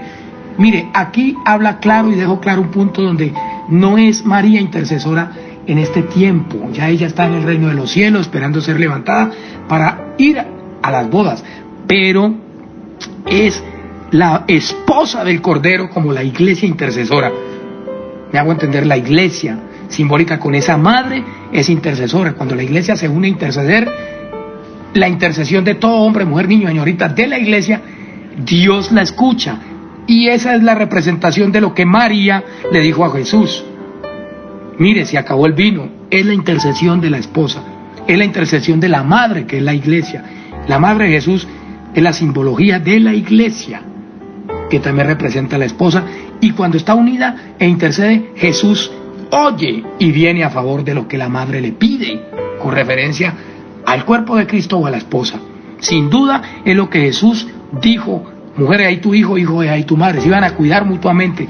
Tanto el pastor que predica como la madre lo iba a cuidar, que quiere decir la iglesia como un núcleo de mucha gente que al interceder protege a los ministros y a los pastores. Y es la protección que le iba a dar María a Juan y la protección que Juan le iba a dar a María con referencia a la iglesia. Y los pastores dan lo que tienen al pueblo y el pueblo da lo que tiene orando también por ellos, y Dios los guarda y no los toca a nadie. Pero le dice aquí, su madre dijo a los que servían, haced todo lo que él os diga. También pastores tienen muchos servidores y están haciendo lo que él les diga porque están ejerciendo un trabajo. También Dios tiene ángeles como servidores del cuerpo de Cristo y están haciendo lo que Jesús les dice que haga, y es la protección y la cobertura que hay en las casas de muchos, y para que no entre ninguna plaga ni nada, y está el Dios de la gloria con ángeles vigilantes, protectores, querubines, nefanines, serafines, y están activos, hermano. Pero dice, su madre dijo a los que le servían, hacer todo lo que él os diga. Mire, María misma dijo, yo no mando, manda Jesús, manda Jesús, manda Jesús. Y manda Jesús, ¿por qué? Porque la misma madre le da como madre el derecho, y él lo tenía. Ella sabía que ella era una progenitora, pero que ella tenía que ejercer una protección y una crianza para él, pero sabía que él venía de Dios, aunque no tomó el ser igual a Dios como cosa que aferrarse, sino que se despojó. María sabía que ella no podía detener ninguna obra de Jesús. Por eso cuando Jesús tenía 12 años y se embolató de María y José, dice la Biblia que se había perdido y estaba allá en la sinagoga predicando, hablando con los doctores de la ley, los escribas, los fariseos, gente muy letrada, y dice que se quedó 3 días. Si lo dejaron 3 días ya era porque lo que Jesús hablaba era muy alto, muy profundo. 3 días se quedó hablando con ellos, era porque ellos dijeron, este niño, ¿dónde tiene tanta sabiduría? Este niño, uy, Dios mío, era porque Dios le había capacitado en todo conocimiento, sabiduría, y él crecía en estatura, inteligencia, sabiduría, conocimiento, obediencia, sujeto a sus padres y a todo. Es la simbología de la esposa del Cordero de la iglesia. Y es la simbología de la esposa que da a luz hijos espirituales. Y esta es la iglesia, que allá usted va a recibir la enseñanza y usted se adoctrina en todo conocimiento y usted nace dentro de un vientre, y es la iglesia. Allá nace usted. Porque en el vientre puso Dios a Jesús por obra del Espíritu. Usted lo llama a Dios como le puso en el corazón a Moisés, vaya allá a Israel, vaya que ya es el tiempo. A usted lo llama Dios en el tiempo que él quiera, y lo gesta, lo insemina en ese vientre y lo hace nacer. Sin duda es algo espiritual. Pero dice San Juan 2:6, y estaban allí 6 tinajas de piedra para agua, conforme al rito de la purificación de los judíos, en cada una de las cuales cabían 2 o 3 cántaros. Jesús dijo, llenad estas tinajas. ¿Sabe qué quiere decir esta palabra revelada? Es de que no somos vasijas. Cuando hablan en San Juan, cuando habla en Jeremías 18, habla de la vasija y el alfarero. Es una vasija con referencia a un hombre creado. En este caso es cuando recién Dios lo crea. Pero aquí cuando habla de tinaje es cuando ya lo ha formado, lo creó y lo formó. Aquí ya está cuando Dios llama a Moisés, pero aquí viene la formación. Ya en el tiempo futuro, ya de todo el resultado de toda la escritura, en el avivamiento y en el cumplimiento de lo que Dios le dijo a Abraham. En tu simiente serán benditas todas las familias de la tierra. Este ya es la tesis, para que me entienda, de esta graduación, y es el avivamiento. Y no hay otro tiempo como el que viene, ni habrá. El que no acceda al tiempo de Dios y a meter con Dios se quedó, mi hermano. Porque aquí ya Él ha hecho odres nuevos, por medio de todo lo que ha pasado, estando en las casas, lo que está, ya el que no se metió y está listo para que Él derrame, en el tiempo de reactivamiento de las iglesias y en el avivamiento que se viene, ya no hay más tiempo, mi hermano. Pero dice, conforme al rito de la purificación, allí habían 6 tinajas de piedra. No habla de vasija, habla de tinaja. Aquí quiere decir que ya ha habido un bagaje. Usted ya tiene madurez. Usted ya no va a ser una vasija, una tinaja, le cabe más agua. Y el agua es la representación del Espíritu Santo. Porque Jesús dijo en el último y gran día de la fiesta, Jesús se puso en pie y dijo, el que tiene sed venga a mí, beba del agua que yo le doy, y será en él una fuente de agua de vida. Y eso hablaba del Espíritu Santo que había de venir a todo aquel que se arrepiente, se convierte y camina conforme dice la Escritura. En este caso el número 6 es referencia de hombre. La Biblia dice que el 6 es número de hombre. Alguien dice el número del anticristo, sí, pero referencia a número de hombre cualquiera. porque Jesús dijo número de hombres sin hacer solo referencia al anticristo. Quiere decir que es la raza humana, la creación. Pero dice, estaban allí 6 tinajas de piedra para agua, o sea que era tinajas de piedra para agua, es hombre para el Espíritu Santo, que es la representación del agua. Sin duda el hambre que hay en el mundo entero, y es lo que dice el mundo anhela con anhelo ardiente la manifestación gloriosa de los verdaderos hijos de Dios. Pero ahora bien, escuche, conforme al rito de la purificación de los judíos, o sea que esas tinajas eran para agua conforme al rito de la purificación, o sea que no eran cualquier tinaja, eran para purificar, eran para algo bueno, o sea que habla de los cuerpos de muchas personas que son como esas vasijas, que ya no son vacías sino tinajas, por la ampliación de que les cabe más, tienen más hambre, más sed. Hay un pueblo hambriento porque el mundo anhela con la manifestación gloriosa de los verdaderos hijos de Dios, y es este pueblo, este avivamiento, todo este despertar que se viene. Pero dice conforme al rito de la purificación, allá habían 6 tinajas. Habla 6, número de hombre, habla de agua, el Espíritu Santo, y habla que en cada una de las cuales cabían 2 o 3 cántaros. Aquí hay una referencia muy importante, porque cuando habla de 2, tiene referencia con el pueblo judío. El pueblo judío, cuando Cristo fue a predicar a Israel, allá ya ellos conocían al Espíritu Santo y conocían al Padre y al Espíritu Santo. Pero ellos a Jesús no lo recibieron. Ellos tenían la capacidad de dos cántaros, o sea, 2, Padre e Hijo. Pero dice para que usted me entienda, dice, y estaban allí 6 tinajas de piedra para agua, conforme al rito de la purificación de los judíos. Habla de los judíos, habla del pueblo judío, y cuando habla de judío, habla del Espíritu Santo como el pueblo redimido por la sangre de Cristo, que entra a ser familia de la fe. Entramos como judíos o como olivos silvestres a ser injertados en el olivo natural, que es el pueblo de Israel judío. Sin duda está hablando del Israel material y el Israel espiritual. Y el Israel espiritual tiene que ver con todos los que estaban como Moisés en el paganismo, todos los que van a ser redimidos por la sangre de Cristo en el mundo entero. Que no hay, es el que no quiere porque no quiere, hermano. Aquí nadie está exceptuado de entrar a ser parte de la familia de la fe. Pero habla de 2 tinajas. Dice, conforme al rito de la purificación de los judíos, en cada una, las cuales cabían 2. Padre e Hijo, estaban los judíos en el Antiguo Testamento, y los judíos creen en Jehová y en el Espíritu Santo. Ellos son claros de que está Jehová y el Espíritu Santo, pero a Jesús no lo aceptaron. Pero dice 2 o 3 cántaros. Aquí habla del pueblo gentil. Los 3 cántaros está hablando del pueblo gentil. Sin duda, los 2 cántaros es el olivo natural, pueblo judío, donde conocen del Padre y del Espíritu Santo. A Jesús no lo aceptaron, aunque estuvo en medio de ellos, pero lo van a aceptar en este último tiempo. Además, no todos no lo aceptaron, porque los apóstoles eran judíos, y los 70 que mandó por Jesús a predicar eran judíos, y muchos de los que se convirtieron en judíos eran romanos. Había de todo ahí, o sea que habían judíos y habían gentiles. 2 cántaros judíos y 3 cántaros gentiles. Ahí estaba que el evangelio iba a ser predicado en Israel material y en todo el mundo. Entonces, 2 cántaros fue la simbología de lo que Moisés hizo en el Antiguo Testamento cuando fue enviado a Egipto a predicarles el judaísmo, y 3 cántaros es la simbología después de Cristo, cuando llega Cristo, que se predica el Padre, el Hijo y el Espíritu Santo. 3 personas distintas, un mismo Dios verdadero.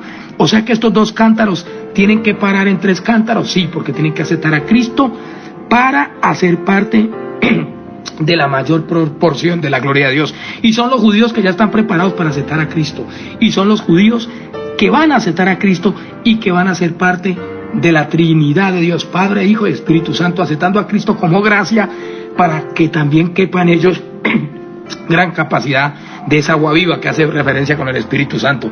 Pero dice, Jesús les dijo, llena estas tinajas. ¿Quiénes tenemos que llenar estas tinajas? Los que le servían. Y los que le servían sé que son sus discípulos, y sé que había mucha gente encargada de las bodas trabajando. Estaban los discípulos y otros que no eran discípulos, pero que también estaban laborando en la obra. ¿Quiénes tenían el encargo de llenar estas tinajas? Los que le servían. ¿Quiénes son los que le sirven a Jesús? Los discípulos, los seguidores. Discípulo es un seguidor, el que hace todo aquel que ve hacer de su maestro. Y Jesús dijo, cosas de las cuales yo hice, vosotros podéis hacer, y aún mayores. Y dice de que Jesús los formó como discípulos, que eran seguidores y hacían lo que él diga. Pero entonces ellos llenaron esas tinajas, dice, y las llenaron hasta arriba. Entonces les dijo, sacá ahora y llevadlo al maestresala. El maestresala era el que probaba el vino. O sea que habían varias calidades de vinos que se habían acabado.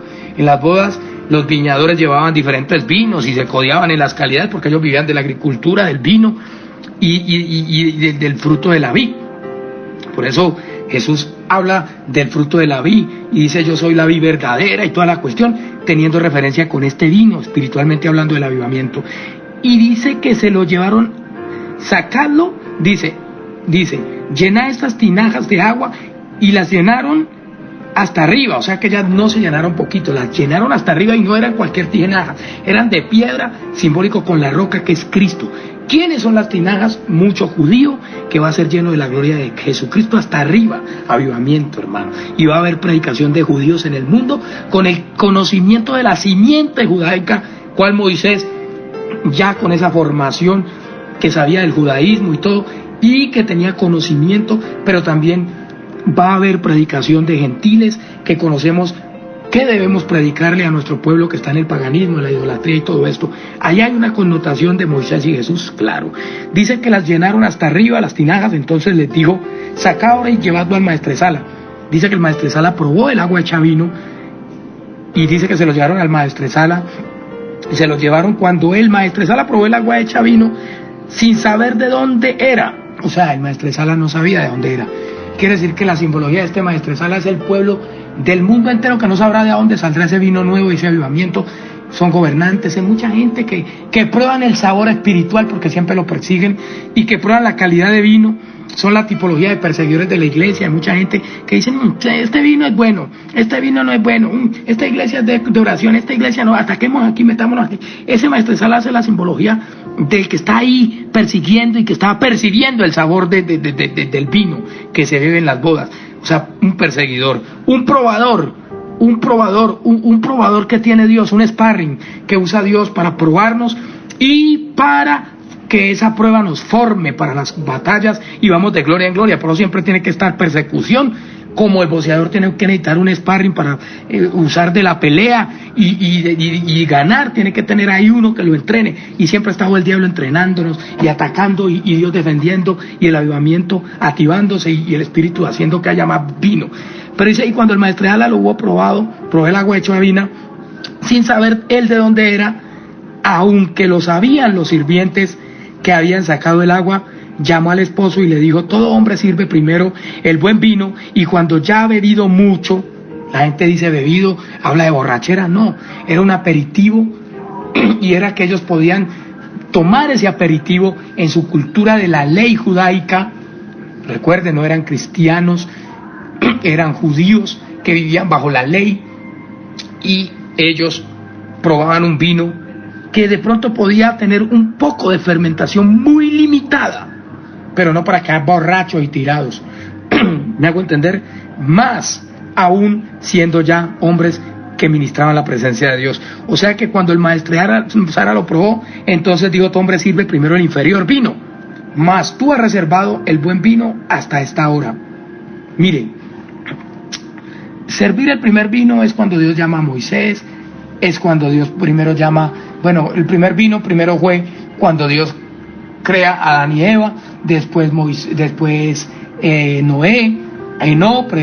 fue el séptimo de la creación, Noé, José, y se fue desprendiendo Abraham, como venga la camada, Moisés, y en el Nuevo Testamento viene Jesús, pero para traer un vino que es el último vino. Por eso dice: después sirve el inferior. Primero sirve el mejor y después el inferior. Mas tú has reservado el buen vino hasta esta hora. Quizás en la última hora. O sea que el avivamiento es en la última hora, que es esta. Donde Dios, como cuando llamó a mucha gente a trabajar a su hacienda, dice que habían unos desocupados, a unos llamó a una hora, a otro a otra hora, y a otros los llamó a la última hora. Muchos van a ser llamados a la última hora del paganismo, de la persecución de la iglesia, de la idolatría, de gobierno, de empresarios, de la farándula, de los medios de comunicación, de Hollywood, de muchas gentes del mundo entero a la última hora, porque viene para ellos el mejor vino. Y ellos van a ser causantes, muchos de esta gente va a ser causante del más grande avivamiento, ¿no? Porque Pablo también fue causante del avivamiento porque estaba dispuesto a morir, porque fue muy perseguidor. Y el que mucho se le perdona, mucho amará. O sea que Dios va a usar de muchas personas que lo ha perseguido porque va a predicar sin miedo a su vida. Por donde se metan sin miedo, porque el Espíritu de Dios se va a rebosar sobre ellos para traer este avivamiento. Pero este último vino es para la última hora. El maestresala está asustado porque son los probadores del vino, que son los perseguidores y sparring de las iglesias, y ellos conocen lo que se viene y por eso están bajo cuerda persiguiendo la iglesia y descontando al pueblo, como cuando estaba el rey de la época egipcia contra los primeros hijos, temiendo de que viniese ese Moisés a libertar al pueblo judío que estaba esclavo. Por eso están persiguiendo el cuerpo de Cristo y le están haciendo un ataque encubierto ahí, en medio de los gobiernos, bajo cuerda, a través de las redes, a través de todo, pero Dios va en el asunto de estos propósitos y está claro. Entonces Jesucristo es ese verdadero vino nuevo y ese avivamiento, ese aceite como olivo dentro del cuerpo de Cristo, activado para este tiempo final. Pero quiero que vayamos ya para terminar, aunque se alargó el tema, pero es importante. Para terminar, vamos a Mateo 17, a hablar de la transfiguración, porque tiene que ver con esto. Mateo 17:1 dice: 6 días después, qué casualidad que habían 6 tinajas, ya que habla de 6, el número de hombres. 6 días después Jesús tomó a Pedro, a Jacobo y a Juan, sus hermanos, y a Juan su hermano. Dice: 6 días después Jesús tomó a Pedro. Mateo 17:1. 6 días después Jesús tomó a Pedro, a Jacobo, a Juan, su hermano, y los llevó aparte a un monte alto, y se transfiguró delante de ellos, y resplandeció su rostro como el sol. Mire, el avivamiento viene como el sol, y la tipología del sol es el calendario de nosotros, de los gentiles. O sea que el calendario de los gentiles, el avivamiento viene en el Israel espiritual. Del Israel espiritual viene el avivamiento al mundo entero. ¿Y por qué? Porque dice que su rostro resplandecía como el sol, y el calendario de nosotros es solar. O sea que el avivamiento no viene por el Israel material, sino del Israel espiritual, que somos nosotros los gentiles, y va a entrar hacia ellos y hacia el mundo entero. Y dice: y se transfiguró delante de ellos. Transfigurar es avivar, es ese vino que habla ahí y que estuve hablando en las bodas de Canaán. Y se transfiguró, ¿quién? Jesús. ¿En quién se va a transfigurar? ¿Delante de quién? De sus discípulos. ¿Cómo va a hacerlo? En medio del mundo entero. Se va a transfigurar en su iglesia, en medio de sus miembros, de sus cuerpos, de sus discípulos, de sus invitados, de los que están activos para estas bodas y de los que van a ir a hacer un trabajo en el mundo. Esta transfiguración habla de la unión de las 12 tribus. Mire, las 12 tribus se unifican en el mundo para prestar un servicio a la comunidad del mundo predicando el evangelio. La unión de las tribus de Israel es el avivamiento, porque ellos tienen un encargo de llevar el evangelio al mundo entero. Ellos son el molde, y esos son, como decir, los sellados. Cuando habla de los 144,000 sellados, dice que eran judíos. En los gentiles también hay pueblo judío de sangre. Los judíos no pueden gloriarse diciéndose de acá de nosotros, de Israel material, no, porque allá solo hay 2 tribus, o habían 2 tribus. Las 10 tribus están regadas en el mundo entero, simbólico con este calendario solar, que es la tipología del pueblo gentil. Aquí hay 10 tribus en el mundo entero, y se transfigura en medio de ellas. Y esos 144,000 sellados son hombres que lloran, que claman, que gimen, que vienen de sangre judía, de pronto por sus genealogías o por medio de la sangre de Cristo, y no es que no hubieran pecado, sino que lavaron su ropa en la sangre de Cristo, y que guardan las santidades del tiempo que Dios los llamó, y que interceden, claman, gimen, lloran, y ellos tienen un sello, una marca en sus frentes, en sus corazones de Dios. Ya la tienen, un sello de Dios, y ese sello es por la formación. Es como cuando yo aquí estoy en la casa y a veces hago pollo, apano el pollo y lo pongo a fritar, y ya tengo el adobe para echárselo con la sazón, y ya cuando el pollo ha fritado le echo el adobe, y solamente lo echo a la paila a que se endurezca un poquito la cáscara del adobe, y sale un rico pollo apanado, adobado. Y este sello es un adobe, porque ya está listo. Estos personajes ya están listos en la formación, en el ruego, son gente intercesora que gime, que llora, que clama, y son sellados por el Espíritu Santo de cada tribu 12,000. Pero ellos están para hacer un trabajo en el mundo entero espiritual, como un molde. Ellos son los que van a ir a predicar a muchos lugares del mundo, Y ese es el pueblo que el mundo anhela con anhelo ardiente. Esa es la manifestación de que habla ahí. Y esa es la transfiguración del cuerpo de Cristo en sus 12 tribus. Y dice, y se transfiguró delante de ellos y resplandeció su rostro como el sol, y sus vestidos se hicieron blancos como la luz. Quiere decir de que se transfigura en medio de ellos, en medio de sus discípulos, en medio de las tribus, en medio del mundo entero, y se hacen sus vestidos blancos como la luz, es el avivamiento. Y aquí le aparecieron Moisés y Elías hablando con él. Aquí quiero terminar. ¿Qué parentesco tiene Jesús con Moisés?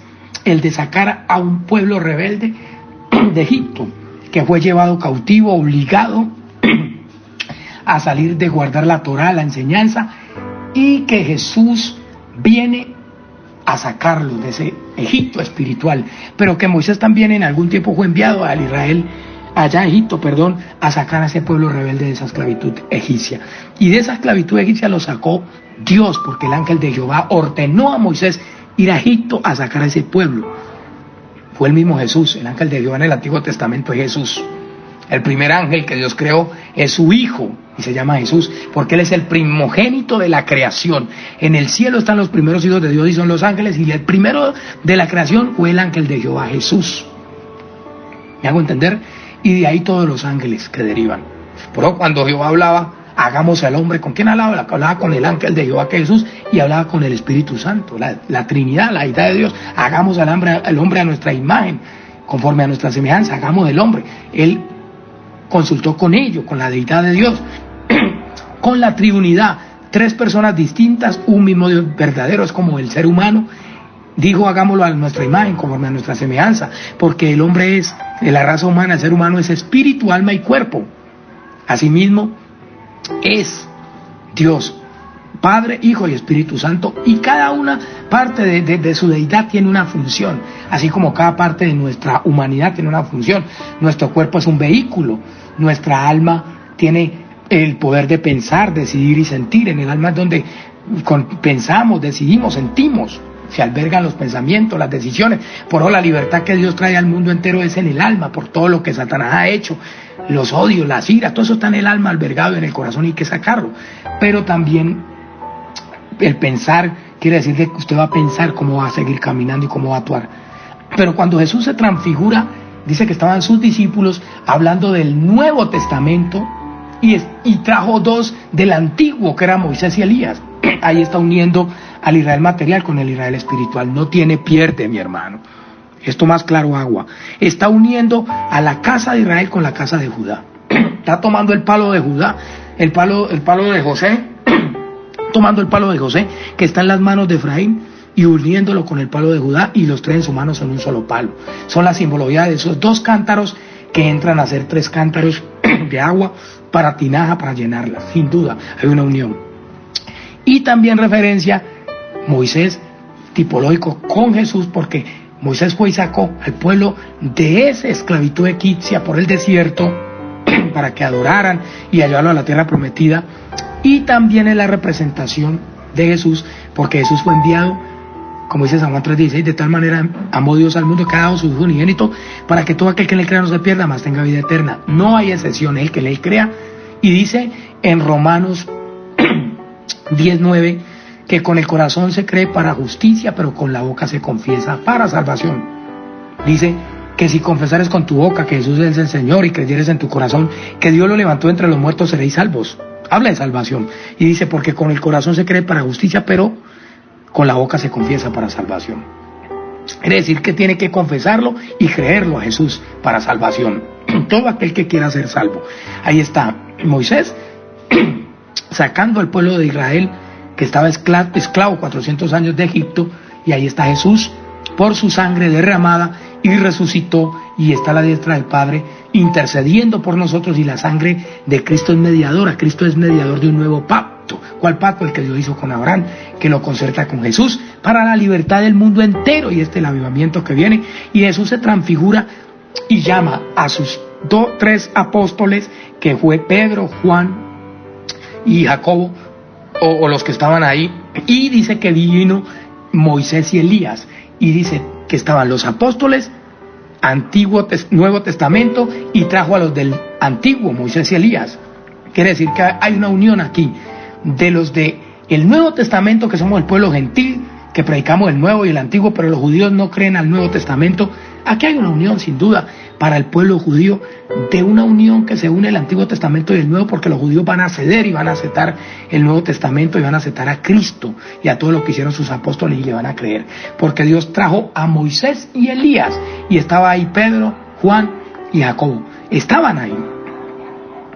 Y trajo después a Moisés y Elías. Quiere decir que Dios trae ahorita de el Nuevo Testamento, que es el cuerpo de Cristo simbólico para los judíos, dicen ellos son los gentiles, simbólico con ese pueblo que tipológicamente es Pedro, Juan y Jacobo, pero trajo a Moisés y Elías, que quiere decir el Antiguo Testamento o la Torá, que quiere decir el Israel material o el olivo natural, que lo une con el olivo silvestre, une el olivo natural o une al olivo silvestre en el olivo natural, o al olivo natural en el olivo silvestre, que es el Israel material, pueblo judío de Israel de Medio Oriente, y el pueblo de acá, gentil, calendario solar en el mundo entero.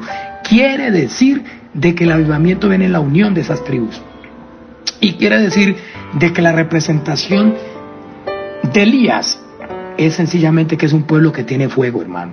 No va a ser un pueblo que venga Jesús en medio de ellos como cordero, ya es como león.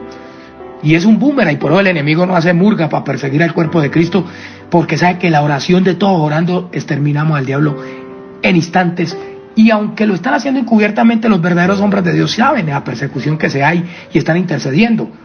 En el momento que el mundo entero se una en la santidad y en la obediencia, los demonios van a ser destruidos.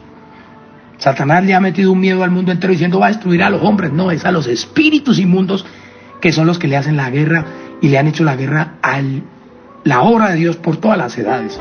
Y Dios los va a sacar a esos demonios de los cuerpos de muchos que están operando y están degradando la tierra, la sociedad, mi hermano. Entiéndalo con profundidad. Entonces Elías hace la referencia de ese hombre que arregló el altar, y por eso las iglesias van a ser arregladas en el altar. Cuando estaban los 200 profetas y 450 profetas de Baal, ¿qué hizo Elías?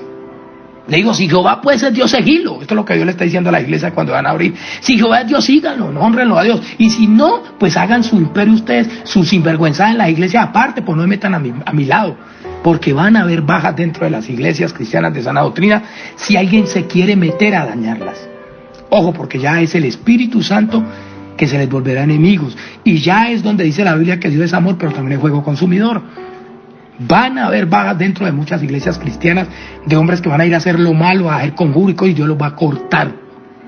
Simbólico con el tiempo de Elías. Cuando preparó el altar, dice que Elías desafió a los 450 profetas de Baal que estaban con el enemigo.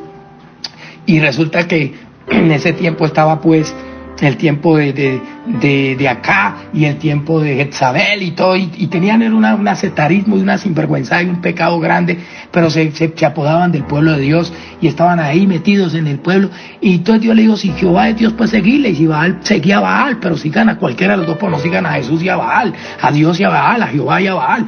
¿Qué les tocó hacer a ellos? Definirse. ¿Para qué cerró Dios las iglesias? Para que el pueblo se defina y para que Dios haga un odre nuevo en el ministerio de muchos profetas, apóstoles, evangelistas y maestros, y mucha gente que está recibiendo la palabra, de muchos pastores y todo, porque Dios va a derramar vino nuevo, y no quiere Dios que el vino se rompa, que el odre se rompa, y el vino se derrame.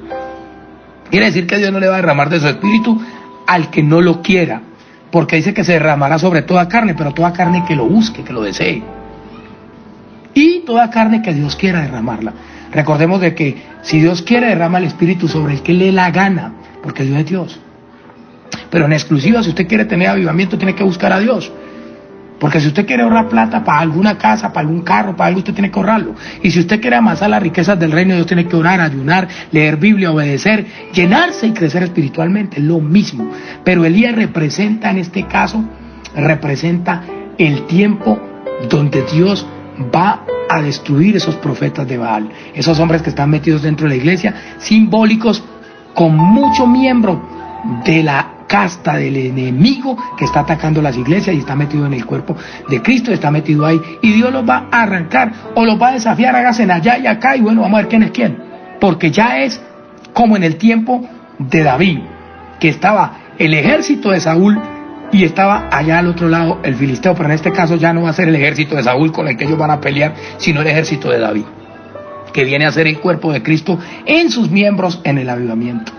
Ya no van a pelear más con Saúl. Han matado a un poco de Saúles, han matado a David, por ningún lado los tocan, jamás los tocarían, porque si no Dios incumpliría su palabra, que dijo que nunca faltaría rey que se sentase en el trono de David, y que Dios dijo que jamás dejaría a David, que jamás dejaría la simiente de Jesús, de donde vendría Jesucristo en su cuerpo como el David de Dios, como la esencia, que viene de la tribu de Judá y del linaje de David, de la casta de David. De esa genealogía venía María, la madre de la humanidad de Jesús. Entiéndame con profundidad, y entiéndame también de que Elías representa a hombres que hacen caer fuego del cielo por el Espíritu Santo a través de la oración. Representa a hombres que están para defender el propósito de Dios y no los pueden tocar nadie, porque son representativos con ese Juan que no van a poder dañar, que no van a poder herir de muerte ni nada, porque son gente predestinada para pasar hasta el otro lado, hasta el tiempo que venga Jesucristo, hasta las nubes. Son gentes que van a estar quizás en parte de la tribulación, pero que van a estar con las botas puestas, predicando, avivando y sanando la tierra, haciendo avivamientos, que el anticristo y el diablo puedan estar ahí haciendo y haciendo. Dios está avivando al mundo entero, porque donde abunda la maldad sobreabunda la gracia de Dios.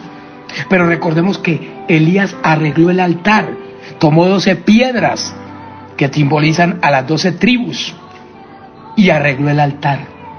Es lo que Dios va a hacer, va a arreglar el altar y va a volver a haber iglesias abiertas, pero ya en avivamiento. Y esto lo hace Jesús. Esto no tiene pierde y es eminente, y entra porque entra. Y si no entra, no ha hablado profeta en medio de vosotros, ni a cordel, conforme dice la Escritura, porque estoy leyendo a cordel, conforme dice la Escritura. Es una caña de medir que está sobre la mano de este servidor, y a través de la Escritura a cordel, papá. No hay pierde de este avivamiento, y los pastores atívense y anímense, porque viene un tiempo donde van a haber avivamiento, pero tengan cuidado en sus congregaciones con hacer alianzas con gobiernos o con política o con todo, porque va a ser una persecución en la parte jurídica, en la parte de cualquier lado por donde meterse. Porque recordemos que cuando Saúl perseguía a David, Saúl estaba en la política, era el presidente de la época y sabía que iba a ser sucedido por David, entonces lo buscaba cómo matarlo, cómo perseguirlo, cómo todo, y siempre ha pasado. Entonces mucho cuidado, porque este es el tiempo, y Moisés simboliza la salida del pueblo de ese Egipto de pecado, mundo entero, y Jesús simboliza la sangre, que es la que los representa para con el Padre como abogado. Hay un acta de decretos que es contrario para muchos, pero Cristo la abolió en la cruz del Calvario, y si se arrepienten antes de morir van a ser libres. Si usted se arrepiente antes de su muerte, mientras viva en la tierra hay oportunidad, quiero decir eso. Pero si usted se muere en su pecado, ¿para dónde va a haber? Ya no hay remisión, sino que ya perdió el tiempo. No hay más remisión de pecados, sino una horrenda expectación de fuego y hervor del enojo de Dios, porque usted no aceptó la gracia, la dejó ir, se le fue, mi hermano, se le escapó como el agua entre las manos, habiendo sobre la tierra un avivamiento que es el que entra. Por eso quiero darle gracias a Dios, teniendo en cuenta que Moisés y Elías representan a Cristo en este último tiempo en su cuerpo. Moisés porque llamados estamos para sacar al mundo de pecado a través de la palabra, de la enseñanza y del avivamiento en las iglesias y en las redes y en el mundo entero. Y Elías porque es el hombre del fuego, es el hombre del poder, es el hombre que carros de fuego vienen por él, representativos como cuando Cristo venga hasta las nubes por su iglesia. Padre, muchas gracias por esta enseñanza en el nombre de Jesús. Te pido por todos los oyentes en el mundo que traigas tu avivamiento. Establezco la salida de los hijos de Israel de Egipto, hablando de judíos que vuelven a Israel y también hablando del pueblo gentil que sube a Israel. Declaro cosas grandes y maravillosas que tú haces y declaro que tú los llevas en victoria y los llevas a muchos países a predicar y hacen tu voluntad, y sin muros ha edificado Jerusalén, y que se abren iglesias en muchos países y que no van a ser tocados tus hijos. Así como llevaste a Juan a la isla de Patmos, donde te le revelaste, Jesús, y le dictaste el Apocalipsis, donde el Apocalipsis no es un libro de juicios ni de nada, sino de avivamiento, de purificación y de amor, ¿Cómo puede ser que un libro de juicio sea escrito por un hombre de amor como Juan? Y el juicio es para el que anda en su pecado. ¿Quién teme? El que hace lo malo. Si usted se arrepiente, ¿por qué le va a venir juicio? Arrepiéntase y conviértase. Y si es enemigo de Dios, pues ¿qué más le va a venir, papá? Lo que hacen sus hechos. Entonces hay gracia para todos y desgracia para el que quiera seguir en su pecado, mi hermano. Padre, gracias por este tiempo, Dios, por este avivamiento, por esta palabra, por la reactivación de las iglesias, que profetizo y ordeno que hay vino nuevo en esos odres nuevos que tú preparaste en las casas, en oración, en ayunos, en guerra, en esfuerzos, en prédicas, en redes, en mucho trabajo, en mucha guerra, en mucho poder. Un pueblo que se une, un avivamiento que entra, una activación de iglesias y de compromisos que entra, y muchas cosas que vienen. Dios, guarda a tu pueblo y a tus ungidos, y no permitas que transfieran a la casta de tu reino, a la simiente de David, sino que cuida esa casta. Dios, coloca tu celo en tus hijos para que no hagan alianzas con gobierno ni con nadie. Padre, nosotros sabemos que no podemos dejarle leudar la casta de tu reino, y que todo lo que nos has proveído, nos lo has proveído tú. Los gobiernos a nosotros no nos han dado nada. Antes nosotros somos la sal de la tierra, la luz del mundo, y antes estamos proveyendo y supliendo lo que los gobiernos no les alcanza a suplir. Padre, gracias porque tú nos has tomado de tu mano para este tiempo, y lo vamos a hacer en tu nombre. Y viene una reactivación de ministerios y un avivamiento, una reforma a nivel eclesial y un monitoreo espiritual ya del Dios de Israel para derramar su vino. Esas 6 tinajas es gente capacitada y es escogida por Dios, y es gente, y esos líderes van a llenar, y son ángeles vigilantes, y muchos escribe al ángel de la iglesia, es al pastor, al líder, a muchos, y Dios lo va a hacer. Mensajes que vienen, cosas que ojo no vio, ni oído yo, ni ha subido a corazón de hombre, entra, palabras que nunca se habían oído, avivamientos, cumplimientos proféticos. Se viene la reactivación de toda la escritura en este avivamiento, y el cumplimiento de todo, porque todo se tiene que cumplir. No pasará ni una tilde ni una jota sin que se cumpla, para que Cristo pueda venir. Por eso te damos gracias, Jesús, por los judíos que se arrepienten, por los judíos que salen por el mundo a predicar, por la unificación del cuerpo de Cristo y la reunión de todas las tribus de Israel, por el avivamiento y por el ensanchamiento de la gloria tuya en el mundo entero, en el dispensar de la gracia tuya.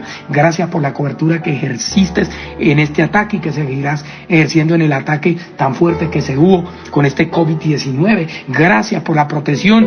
Ayuda a las familias que perdieron familiares, amigos, hijos, hermanos, tíos, abuelos. Ayuda a los que quedan, para que comprendamos que tú permites todas las cosas, pero que tú no haces el mal, lo hace el maligno. Y por el pecado alcanza mucha gente que hace lo malo. Padre, te pido que destruya la obra de Satanás y toda persecución interna, oculta, que tengan en gobierno, a través de gobiernos, de economistas, de eruditos, de sabios, de empresarios, y todo aporte que se haga para dañar a tus hijos. Anula el acta de los decretos de muerte, como también el acta de la obra que es contraria. Tú la aboliste en la cruz del Calvario, esa obra de pecado. Así tú rompes las coyuntas del pecado y volteale el baldón a Satanás, que toda la gente que usó para perseguir tu pueblo, antes miren que él es el que los está engañando, y lo ataquen espiritualmente y se metan contigo. Que ellos entiendan que son vehículos de Satanás, y que él mismo va a ser condenado, cuanto más no ellos, y que él no puede dar salvación, y que Satanás no tiene un imperio, ni en el infierno es el líder, ni nada. Antes él va a ir al infierno a ser castigado a juego, y lo mismo los demonios. Satanás no manda en el infierno lo creó Dios para castigar a los rebeldes y al pecador y a los demonios, y en el infierno manda Dios, y va a castigar a Satanás en el infierno. El mito que Satanás está en el infierno y que uno manda que a la paila, que es mentira del diablo, porque Satanás no va a ir al infierno a gozarse, y va a ser quemado y herido por toda la maldad que ha causado, y a los demonios también van a ser heridos allá y castigados, pero el ser humano no. El ser humano tiene la oportunidad de la gracia de Cristo y de su sangre. Gracias, Jesús, por esta enseñanza y por esta palabra, porque esta es la palabra de fe que Dios nos da. Tú eres el avivamiento. Dios les bendiga.